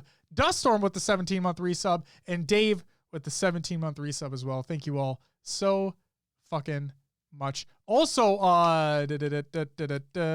that's not all. That's not all. Do you have the list up? Because that's not all. The list? For what? Do you have, you just have chat open? Is that, is that it? I don't have the dashboard. Give me a sec. The raid from Fatboy Slim. Thank you. You. Yes. Fatboy Slim. There was also Jamar as well with the follow, and Berg with the follow as well. Is there a reason? Oh, it just got pushed. Yes. I see. Yes. So thank you all so very much for the subs, the resubs, the follows, the raid. Jesus Christ. It's been a day. You guys are fucking insane. Happy belated birthday to Halo 3 ODST. Halo 3 Gandhi. Not like, old Halo Pro Gandhi. Yeah. Boo Boo Doo Boo. And our own Davy Wavy Heavy Rainfall. Jamar says, I technically followed you the other day when you were offline. Yeah, but I still got to shout you out. We still see it in the feed, motherfucker. We're going to shout you out. And then happy birthday today to Spartan himself. Happy birthday, sir. I know you're streaming right now. So happy birthday to you. Nick says, always a pleasure. One of my all-time favorite podcasts. You're so nice. I love you. Honestly, started y'all podcast last week. I'm on episode 30. Jesus Christ. Oh, wait, you're going through the old stuff? You're in for a treat. Oh, man. It's all, wow. What one was? What was the bad one?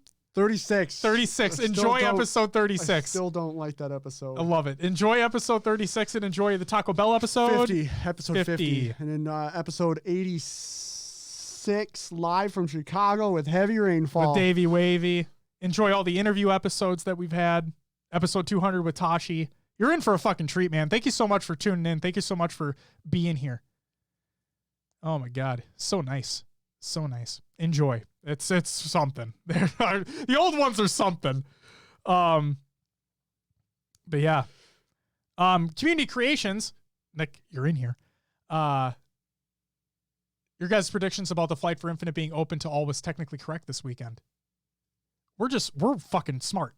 Except I'm not. But hey, our predictions normally not this on point. No, when it comes to tournaments, no way. We're never on point when it comes to tournaments. It's funny because we'll be like, all right, this is the one where Tox gets upset or whatever. And then they just dominate. We're like, all right, Tox is winning this one, obviously. And they get upset. Splice comes in. All right. Fucking whatever. Brooke says, I never thought about going back. Damn, I might have to do that now. You should. Some of them are treats, man. Nah. Some of them are treats. Community Creations, Halo Memes every day, reddit.com/r/Halo Memes. I'm going to interrupt you. Oh, shit. If you want some good laughs, the early Rostermania from me trying to pronounce gamer tags, right? It is some funny shit because I didn't know how to read gamer tags. Like people throwing the backwards E's and the weird stuff in there. I didn't understand it. I'm better now. I definitely am better now, but there's, whew. The best part about all of that is that's when Rostermania was super long too. Yeah, we talk about like the Microsoft Store events. Yeah. And I had to read like 100 gamer tags in an episode. Yep. Just wait till Infinite kicks off, bud. We have the first open event in Raleigh. Get hyped. I'm not including them all. Don't worry. Don't worry. Jamar says, yeah, Splice predict for Nola was something. Wait, you guys end up doing that? Yeah, we do. Dude, trust me, you are in for a fucking treat. Just wait. Nick says, stop calling me Nice Meister. That's what I said that once, I believe. I'm not going to stop that. Nice, Nick. It's Nick Meister. It's Nick Meister, but it's Nice Meister. Nice Meister. Sometimes words just, I need to wear my Words Are Hard Today shirt more often. You do. Yeah. It's a good shirt too. It's a solid fucking shirt. Dave says old school HCS Pro Talk is best era of podcasts. You want to go back to that shit show? It wasn't a shit show. I'm proud of it. We need to get back. We need to get back in our back in the basement. Journalism shoes. That's what we need to do, Will. Ooh. We need to break a hot story again. I'm just kidding. Clips of the week number 124 by Beth High Tech Redneck. Go check out that video. We have Halo Survival Episode 2, the Halo audio drama, Halo Infinite fan made by Podcast Evolved. Our boy Will's on it. Go check it out. It's great. More episodes to come. Bada bing, bada boom. Hoonigan Warthog series, parts 3 and 4, and I think 5 are out now. I only included parts 3 and 4 because I think 5 released today, maybe. The Hyperkin Duke wired controller for Xbox Series XS, Xbox One, and Windows 10. The Cortana 20th Anniversary Limited Edition controller is available for pre-order. That was a motherfucking mouthful, but it's there, and I think it looks like ass. But Justin, I think, is going to try to get one. So there's that. Will, what are your thoughts, first impressions on the Duke Cortana controller? I like that it's purple. Sure. Do you like that, though? It's not great. I mean, your hand's probably going to be covering it the entire time, so I guess who cares? She'll just be eating your hand. Fucking weird. I like that it, like, the old school box looks cool too. Like, oh yeah, the big they're box. cool. They're cool, man. For the record, or for reference, Hyperkin released an original Duke controller as well, and they have an LCD screen on the front where the Xbox logo is, and when you turn it on, it does the animation of the original Xbox boot up, which is really fucking cool. Undi Tanza final Halo 5 montage called Gratitude, again by Undi Tanza. Go check that out. We have an OBS overlay update by Nick Meister, Nice Meister. He states, hey, Halo streamers, good news. You'll be able to track Halo Infinite stats through my OBS overlay when Infinite drops in December. Go check out the motherfucking tweet. Jamar states, I just didn't try after I failed for the Elite Controller Halo Edition. Hey, I understand. Next up, an oldie but a goodie. The Rise and Fall of Halo Esports. This is by the Score Esports. Go check out that video. Again, it's an older one, but it's phenomenal. Go check out that video. The Score Esports, phenomenal work as always. And then finally, Operation Charity Falls, Episode 3. This is by Halo VXS. This is years in the making. Very, very well done. Go watch that if you have the chance to. Ladies and gentlemen, that's all I got for the community creations for this week in the shoutouts. Will, without further ado, would you mind plugging the goddamn show? Of course, you can find us on your favorite podcast services. Just search for HCS Pro Talk. We're on most platforms out there. We are. Join the Discord, join the community discussion. Look for us on social media. Search for HCS Pro Talk on Twitter, Instagram, Facebook. We're on YouTube if you want to watch old VODs of the show. Yes. We're live on Twitch. If you're listening, you can come over and watch live, or you can just keep listening. It's really up to you. What else? Website, hcsprotalk.com, link to merch in the top right corner. We got some plans. We just need to work on them. Yes, but we do have plans. And don't forget to find folks over at Podcast Evolved. Ooh. Make sure to check out halopodcast.com, your home for Halo. If you want lore, check out their show Podcast Evolved. If you want missions, Halo missions, want to go back, listen, Mission Debrief. Books, they have book club. Blocks, build with blocks. And for top Halo news stories, check out Halo Headlines. Hell yeah. That's all I got. Josh, what's on the next show? I see you actually put something this time. Yeah, I was going to mention that I actually put something this time. On the next episode of HCS Pro Talk, we have more thoughts on the Halo Infinite technical preview, and I may actually bring something to the conversation next week. All good. Ladies and gentlemen, like we mentioned earlier, I just want to say this again. If you are going to go to HCS Raleigh, we will be there. It's going to be Will's first ever Halo event. Please make him feel welcome. Come over to us, say hi, say what's up. Let's have a chat. I'll give you a hug if you feel comfortable with it. And we're just going to have a good time. It's going to be great. Hope to see you there. Can't wait to see you there if you're going to be there. And ladies and gentlemen, that is going to do it for episode 202 of HCS Pro Talk. I want to thank you very much for listening. I want to thank you very much for watching. If you're tuning into the live show, hope you guys have a great rest of your night. If you're listening to the show, I hope you have a great rest of your day or night or whatever the fuck you're doing. We'll be back next week to talk about more things. And you know what I think we should do, Will? What's that? I think we should send our stream over to Spartan because it is his birthday. I like that idea. Stick around. We'll get the raid going, and we'll hope to see you over there. Nick Meister, thank you for the follow on Twitter. Yeah, I'm going to bring his stream up. We will raid him up. And what the fuck is his shit? Spartan the dog. Spartan the dog. I found it. It's Spartan le dog. All right. Awesome. Ladies and gentlemen, that's going to do it for us. It's going to do it for episode 202. Thank you so much for being here. If you're tuning into the live show, you guys are amazing. Thank you so much for listening, watching the VOD, however you're consuming the content. We appreciate it. We hope you have a great rest of your night. We hope you have a great weekend. Enjoy the Infinite Flight if you're able to play. And if not, it is what it is. We'll talk about it more next week. But until then,